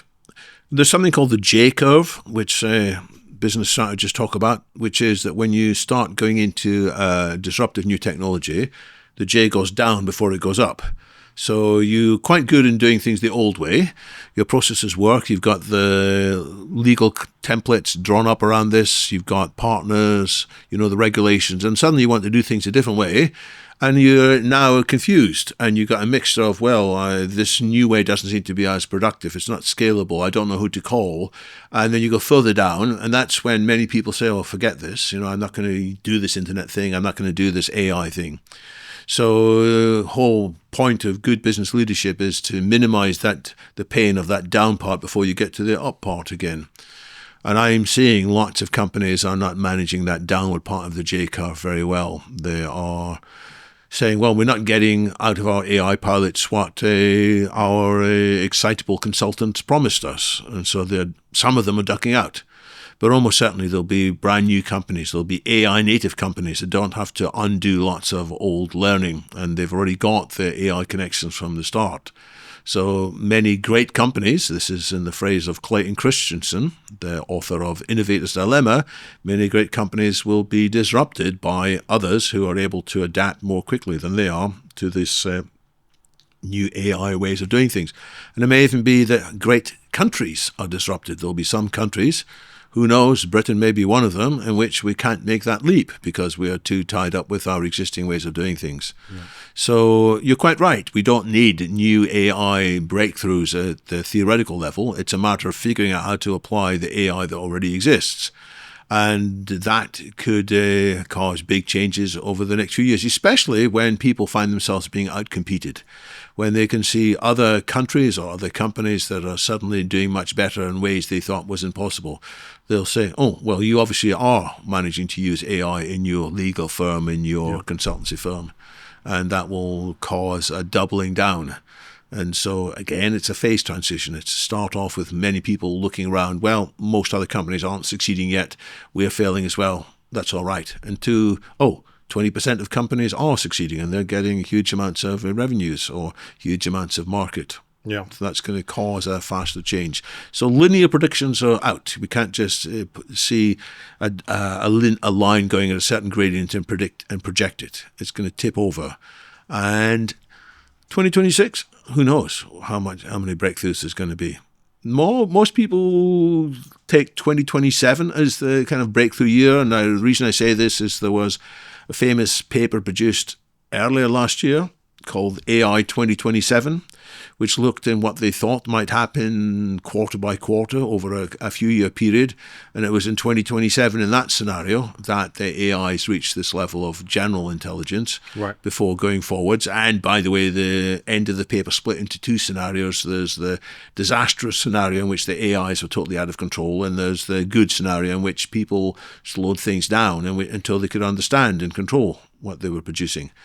Now, the authors of that, I think, in the last few months have said maybe they'll push things out another 6 months, and maybe they're not talking about these things happening in 2028 because some other things haven't happened quite as quickly as expected. But, it's just a year or two's difference. So that's why I say maybe 1 year, maybe 10 years. Yeah. I'd be very surprised if in 10 years' time we're still in this kind of, I'm not quite sure how AI is going to pan out.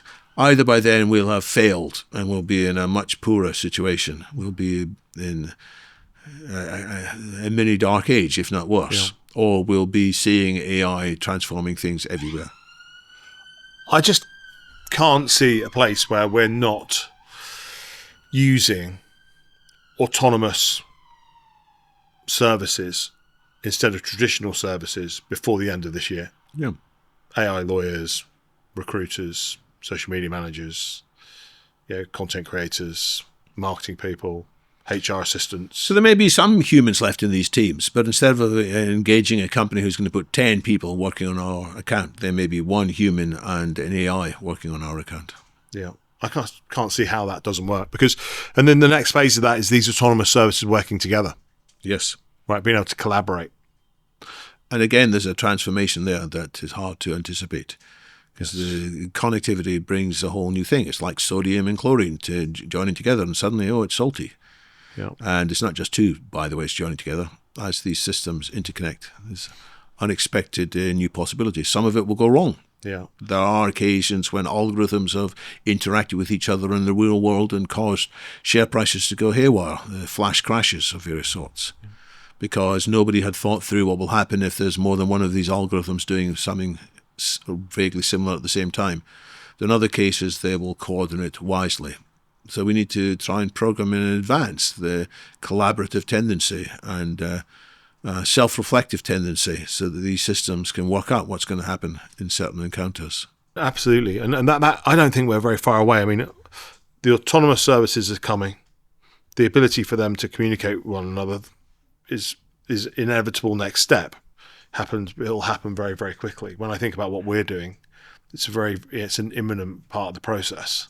And so the issue with that is that I think that there's this period, I call it the delta between where we start to use these autonomous services and deploy them.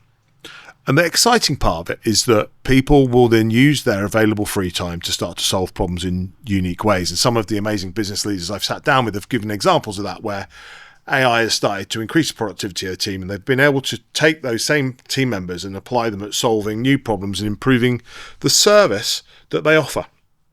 And in the wonderful capitalist type of world, the benefits of that world is the fact that increases in qualities of service actually has a compounded impact and change across multiple industries. Yes. Everyone needs to compete.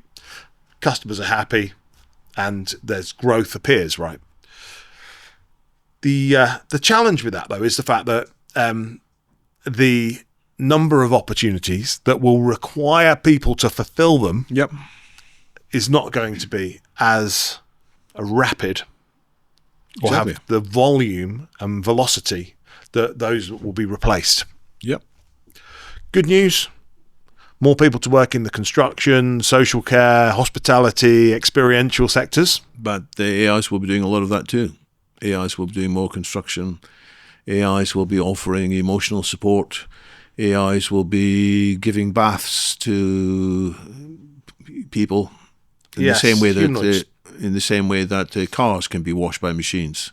And I agree with that. And I think that there will be humanoid-assisted environments. Yep. I think there'll be a decision that will be taken, though, around the industries and the regulated industries. Yep. That's the beauty of, if you look at the social care space or you look at the health, other industries as well, financial sectors, that because they're already regulated, they have an ability to sort of determine the impact that these types of systems have and whether they are consumer friendly or care friendly or in the consumer's interests or in care's interest. It still feels like there's going to be this change will bring incredible opportunity. I think that this abundance, so we spoke about it with Callum on a couple of occasions, which is that with that autonomy comes an abundance of services which are available at a lower cost. It's what we then do with those services, what we create with those services to define our next economy. Do you believe that we'll see a doubling of economy in rapid time like we saw in the early 20th century? So we might need to measure the things differently. So it might not be that the prices are going up, and that's how we measure it, the GDP increase. But by other mechanisms, we'll see that more people have got healthier life, more people have got access to things. So my car, in real terms, probably costs as much, a little bit more perhaps, than my first car, but it has so much more features built into it. And so you can't just tell the progress of the economy by the amount of money that I would spend on the car adjusted for inflation. Yes. So you have to measure it properly, and many of the paradoxes in productivity are because people don't measure it significantly. So with that proviso, absolutely the economy will go very rapidly, if we manage it well, into this abundance in which more people have got more than they ever thought they'd ever need. Do you think we're seeing that already? Because if you take that landscape, and we're seeing record levels on the FTSE, in the US. Yep.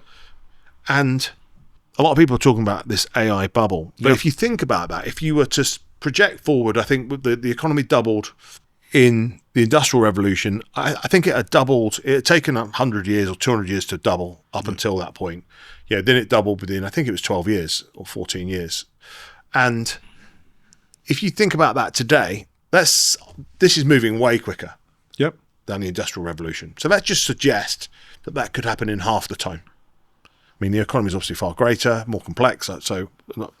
But what we could be seeing with this could actually not be a bubble, but could this be the start of that doubling of the size of the economy and the performance of the economy? What are your thoughts on that?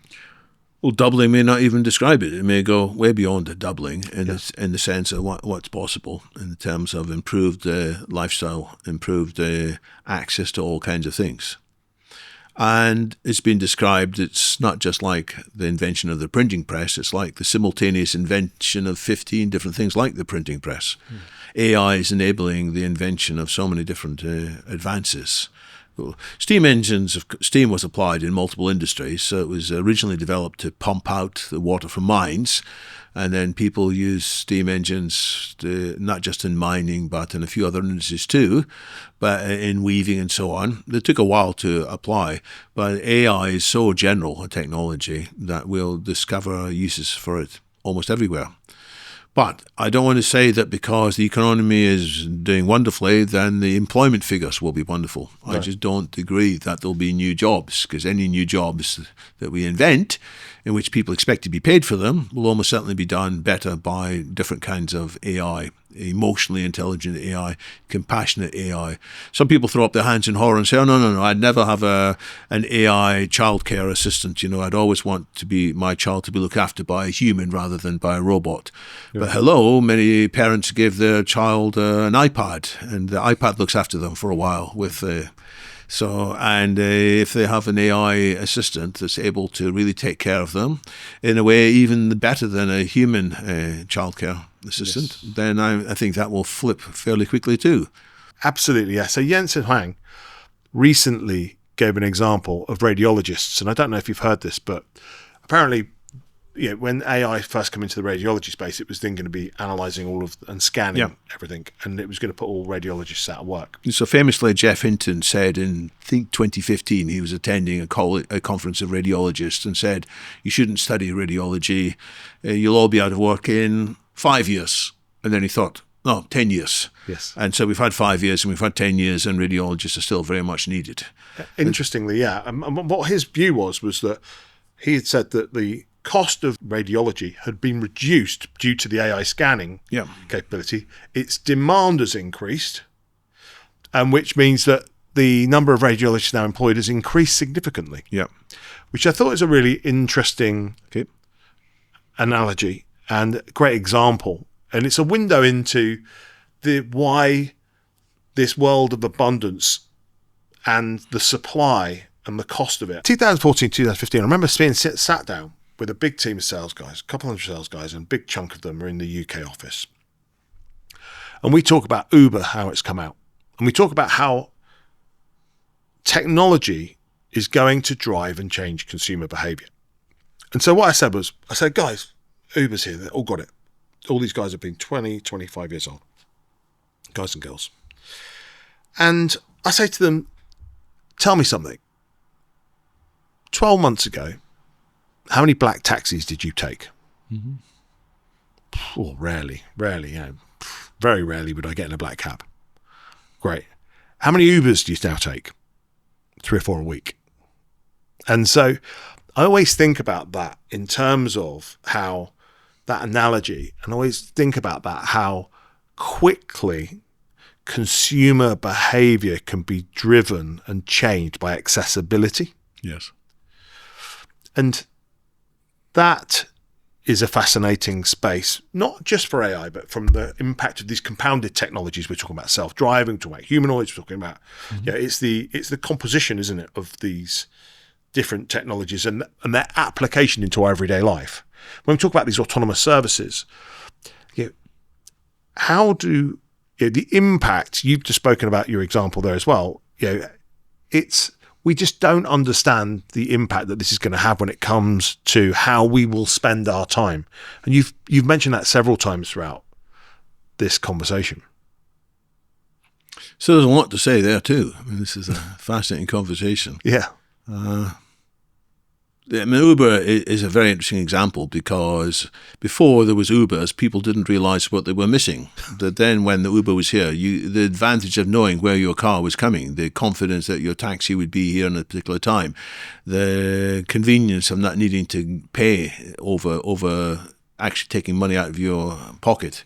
So there were things that when we had them, suddenly, this makes sense. Whereas before, we didn't realize that. Yes. So Uber was successful because it combined several things together. It wasn't just that it managed to get more drivers in and guide them with the sat-nav how to go to various places. Yes. There was the reputation system, which is marvelous, that you had to be on your best behavior, otherwise you wouldn't be picked up in the future, and the drivers had to be on their best behavior. Secondly, it was the automatic payments, and third, it was knowing when your car was going to come and pick you up. Yes. So bringing these together, his combination was successful.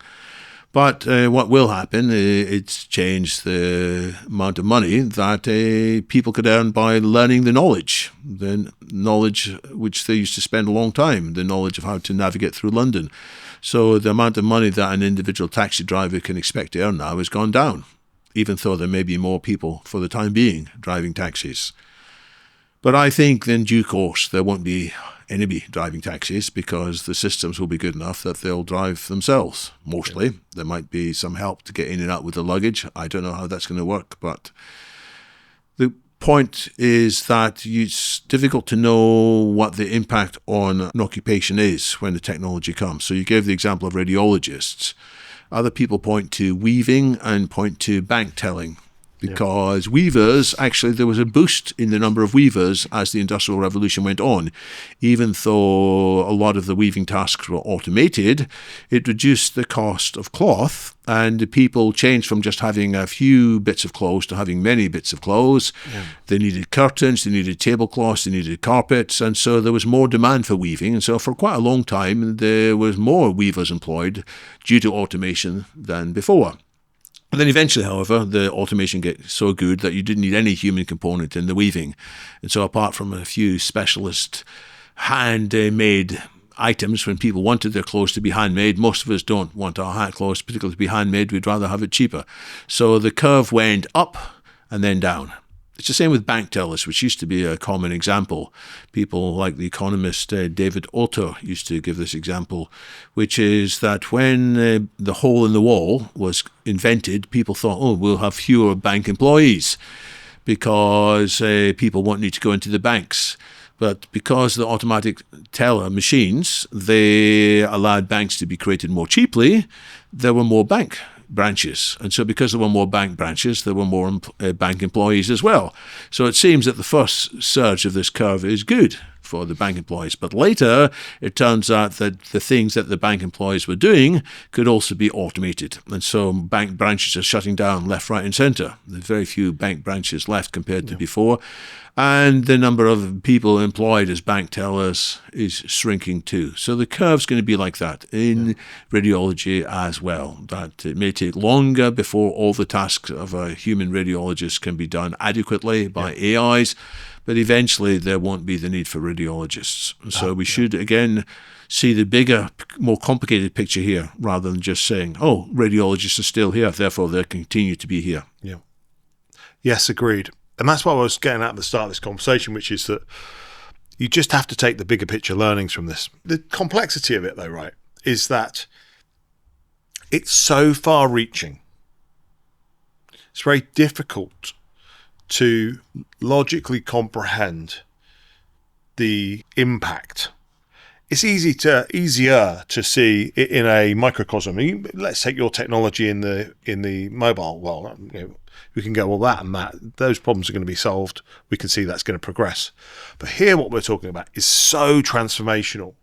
But it's really difficult to deny the fact that that radiologist will not be better served by a humanoid. If there is a requirement for some form of physical, engagement between the scan and the patient that requires some physical engagement, that's not going to happen with a humanoid within 10 or 15 or 20 years. And so, hard to tell. Yeah. People used to say the progress of robotics is very slow and they weren't very good in being dexterous. Yes. You'd drop a whole bunch of things on the floor and robots would struggle to pick them up. There used to be a famous joke, how do you escape from the robot apocalypse? Answer, go upstairs, because robots were notoriously bad at going upstairs. Yep. People aren't laughing anymore because there's been lots of progress in robots doing dexterous things. How are they better? It's not because they practice more in the real world. They practiced in simulated worlds in which the same kind of algorithms could be tested. And so the simulations became accurate enough. Yes. Although they weren't picking up things in the real world, they were going through the motions of picking up things in virtual worlds. And when they learned how to do it reliably in virtual worlds, it was a much smaller task for them to do it in real worlds. So robots will come bounding upstairs pretty soon too. And yet again, there's going to be a fast phase of progress following what has previously been a slow phase of progress. Just thinking about it, when you look at history, you look at the rate of progress, you see that the most important aspect of that technology is intelligence, to drive innovation in all of the other industries and technologies that surround it. It's hard to argue with the fact that this absolutely huge impact on humanity is not going to happen. I think it's easy to listen to this chat that we're having and think to yourself, guys, you're overamping this. You're flogging a mythical and a story which is trying to get some clicks or whatever it might be. But I sincerely, the more time I spend with people and I think about the compounded impact of technologies, it's very simple. If it's doing it in one industry today, it'll be doing it in other industries in the future. Yeah. And if it's doing it in a basic way to do today, it'll do it in a more advanced way in the future, as long as the incentive is massive. Bigger incentive than the problems that are going to stop it getting there. And today, the incentive is massive because the greatest cost to running any businesses or doing any task, anything in the world, 99% times out of 10 is the human cost of it. People still do hide behind this allegation that the people who are talking about risks are just out for clicks or out for money. Yeah. But you've got to look at a few examples. Look at Geoffrey Hinton. He gave up a very well-paid job in Google so he could speak out publicly. So he's lost that salary. He's not got a comparable salary as an independent media star. So he's one example of somebody who that doesn't follow at all. He wanted the freedom to speak out about the transformational and the risks. The most cited computer scientist of all time, somebody called Yoshua Bengio, he's written a lot about the risks from AI. Actually, the British government employed him to chair the panel they set up after the conference in Bletchley Park. Yoshua Bengio himself is a French-Canadian computer scientist. He has steadfastly refused to accept any payments, any large contracts from any big tech companies. So he has maintained his independence so that he's not there. I mean, if he wanted money, he would easily get a job in any of these companies. He's doing this because, as he said himself, he started reflecting, what kind of world is my children going to live in? Are my children actually going to be able to grow up at all? Might the world be driven into chaos by misaligned AI and by bad actors misusing AI? So that's what led him to speak out. So it's not because of people want clicks. And if I wanted clicks, I would write about many other things instead. Yeah, the race has heated up. That's the issue. The geopolitical race has heated up massively. Yeah. And it's fueled by the opportunities that lay ahead of us. Yeah. But we should beware too much of a race metaphor here, because what China is doing, they don't want to lose control of AI either. The Chinese government are afraid of technology that will disrupt their own control. They don't want AIs that start telling people the truth about Tiananmen Square or the Uyghurs or Tibet and so on. So they have insisted that the AI companies inside China conform to various constraints. Yes, they do want, obviously, to get their AIs adopted throughout the world. They're hoping that it'll be adopted in Africa and parts of Europe instead of people using American big tech companies. So there is a kind of a race there, but we shouldn't be fooled into thinking it's a headlong race at all costs. And therefore we should take off the safety barriers. There are safety issues uppermost in the mind of the Chinese. Even, I would say, the Russians, we may think the Russians are thoughtless and careless, but even they don't want to trigger a set of circumstances in which it'll be chaos for them too. So even the maddest of military leaders on the whole have some concerns about doing this carefully. And despite the very differing worldviews, the different political environments, there can be agreements that, hey, we should do this together. I still think it's a race. I do agree with you. And there are controls that each of those leaders and geographies and regions nations, I should say, want to control. But there is a vulnerability. Even if you might not win it, you're going to be seriously vulnerable if you're far behind it. Which is why we need to move from a world of extreme competition to a world in which there is more sharing of the abundance, even before we got the abundance. Yeah. Yeah, I like this latest term of that's coming out. Instead of the basic wage, it's now higher. The universal generous income. Yes, which is invented on one of Callum and my discussions. Right. Yes, and I see other people talking in similar terms. Yeah, absolutely. And I think I can claim that we have a UGI mentioned in one of our podcasts before anybody else did it. Yeah, good. Yeah, absolutely. And it's the right way it should be framed. Why would we be aiming for anything basic? Yeah, absolutely. People say that because they think nothing else is affordable, but it's going to be ultra affordable if we get the abundance right. If we get AIs producing the energy, the food, the goods, the safe materials and so on. It is really fascinating that, isn't it? The fact that there's another way of approaching this, isn't it? Which is ensuring that governments focus their initiatives on reducing the costs of the fundamental building blocks of cost of living. Yes. The foundational elements that we all need. Yes. Food, shelter, And that should be a key economic metric that's reported on as often as the employment rate, the Bank of England base rate, and so on. Yes. Every month. And this is the cost of a good life now. It's coming down. Good. It's gone up. Oh, what's gone wrong? Absolutely, yeah. Yeah, and you're absolutely right. It does feel like, there are certain things, education, housing, food, shelter, warmth, that if you can really focus on that lane, Yep. and take a very specific view, I don't think anybody would turn around to a government and say, do you know what, we're going to make this our primary focus. Our primary focus to bring the costs of these services down and make them more abundant for everyone else. That's our true cost for the next 4 years, 8 years, 10 years, whatever it might be. I think if we get this right, there'll be people in all the political parties who are starting to say this. Yes. This is something that transcends the existing political divides. Yeah, it does. It's just whether they can look beyond the.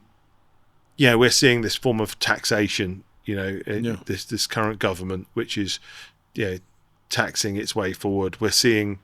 It's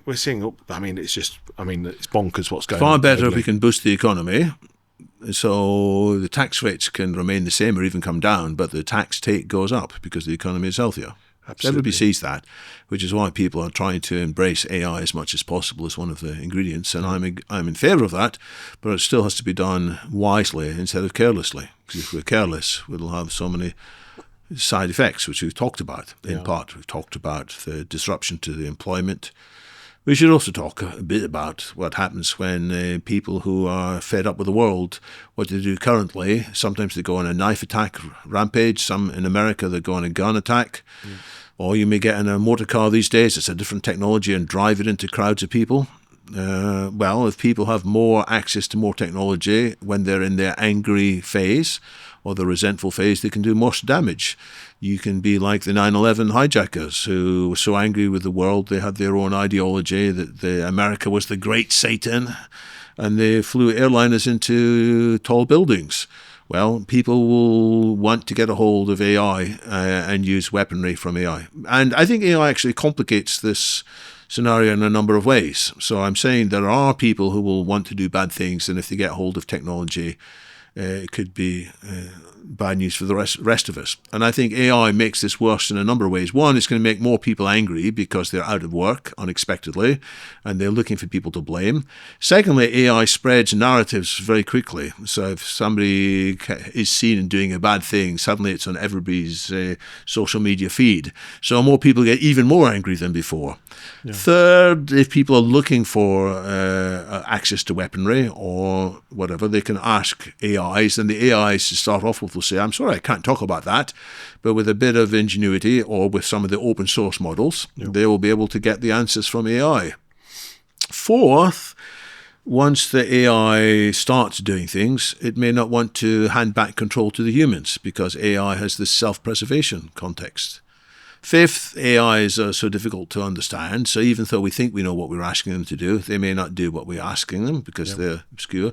And last, AI can get their hands into all parts of the infrastructure of society, so they can cause chaos in the financial system, the IT infrastructure, the medical infrastructure, and so on. So put all these together, might even get a hold of the military infrastructure. So it wasn't anybody's intention to lead to World War III. But that's what happened when people thought they could control AI and they were being upset and angry, and in desperation they unleashed AI in a careless way, and the AI ended up shutting down humans because humans were inconvenient for it. Weirdly, I'm less worried personally about that because I think that the evolution of the technologies that we use to manage AI will develop in parallel. Okay, and I do agree that there are some risks associated to it becoming more intelligent, like we said, having it being able to define a reality that we can't operate in. Yeah, I do understand that. But what I think about short term, and you mentioned it earlier, is about social sentiment. This kind of idea that what is the tipping point that the existing echo chambers of social media get to a place where they can become self-fulfilling. Where social sentiment due to the decline in workforce and the challenges that that brings before services and products and services become abundant, right? That's a real risk, I think, and we've seen it. We've seen so many times across the world, that only the slightest things flare up into anarchy. We've seen it all across the UK and the US, everywhere, where people are rising up over significant issues, but not significant issues to the point where you've got millions and millions and millions of people which are struggling to pay the bills or to feed the kids. That is a different scale of issue altogether. It's when more people are struggling to pay the bills, they may be more easily manipulated to, we can do this, and we'll get a politician in charge who's going to help us. Whereas that politician's got no idea in reality how to solve that problem. Yeah. And you end up with a politician who shouldn't be anywhere near the nuclear football, but that politician is there. Well, you see, to give some sort of idea of how far-reaching this is today, I was reading that the Bank of America, they've launched, I think it's Bank of America that have launched their AI assistant. I think it's called Erica. I haven't encountered her. It's now processed 1 billion queries, and it's continually improving customer experience significantly. Because they can see which interactions leave customers satisfied and which other ones don't. So now the AI can monitor how do things turn out, and they can adjust the algorithm in light of that. And the issue you have is that you have to think about the fact that entry point is very helpful, very intuitive, incredible intelligence for the customer. So first of all, you've got the customer satisfaction increasing, right? Which means that I prefer talking to this than I do to going through the process trying to talk to a human. Yeah. Right. The second part is that the capability of that bot is only going to significantly increase. It's only going to be able to do more for you, to the point where your whole experience will be managed and executed by that. Right. And so I look at that and I think, wow, that's an incredible window into the world. There's another one, which is Sephora, which is a makeup brand. And those guys have now using AI as personal shoppers. And what they're seeing is that their amount of spend and satisfaction of a customer increases by 11% by a AI assistant assisting their experience, personal shopper, for their makeup and other goods. So we're going in this direction at incredible speed, aren't we? We are. I will say again, there are risks too. Your optimism is that, maybe the technologies to impose safety will evolve rapidly as well. But this arms race just needs one mistake, and suddenly some really, really bad things happen. Yes. Sometimes there just needs to be one hole in the defense for the attack to succeed. You got to keep out all the incoming missiles, otherwise something really bad will happen. So. Mm-hmm. I wish it's true. I wish there were more people working on the defensive or the safety aspects, and that's part of what needs to change. It could be a huge business, a huge industry.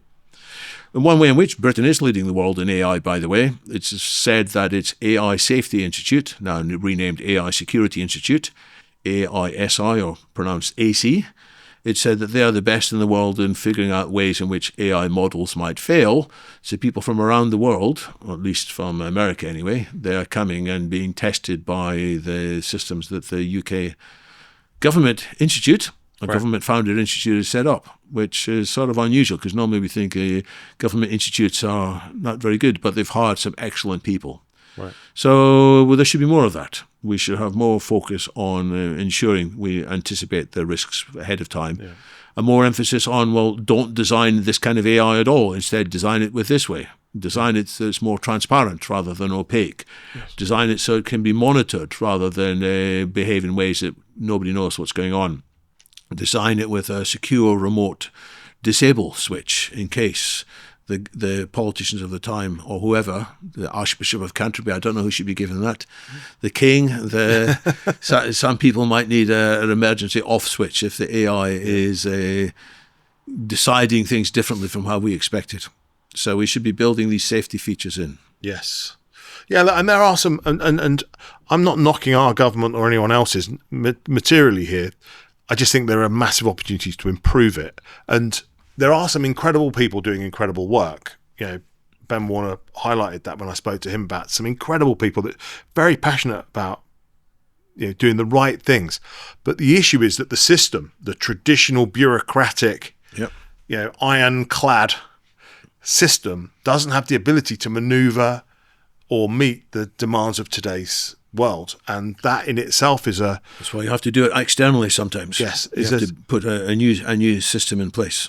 Yes, it's like when IBM built the PC. They didn't give it to one of their traditional computing manufacturing groups. They built a whole new group to do it because they realised, the senior management realised, that the existing culture would fail. Yeah, and it feels like that's where we are with the British government. And from that perspective, I sat down with Chris Summerfield. I don't know if you know him, but he was the fourth employee into Google DeepMind's. Brilliant guy. I wish I had been on better form when I sat down with him because he was incredible. I'd done a pretty poor job of talking to him, and he deserved a much better platform than I provided for him. But he left Google DeepMind. He's an Oxford professor in artificial intelligence, and he is now the director of research for policy, AI policy in the British government. Good. And he deeply cares about getting this right. You know, very, very smart. You can instantly tell that he is very concerned, but also very rational. And so there are brilliant people that are working on these things. It's just whether the machine they're working in enables them, it provides the platform to address the demands of today's society. Well, we need the public to demand attention to this from our politicians. Not that the public's going to come up with a simple solution, but the public will say, let's ensure that there's sufficient resources, sufficiently skilled people, and who are given enough protection, given enough independence, given enough creative opportunities. Yeah. If we do that, then the UK could have a glorious future. Well, that's a great statement to leave it on. I think you have to have an optimistic goal. Absolutely. With an incredibly cautious lens. It's knowing the risks, but knowing the positive possibilities too. Yeah. Well, look, thank you for taking the time out, David. Absolutely brilliant talking to you.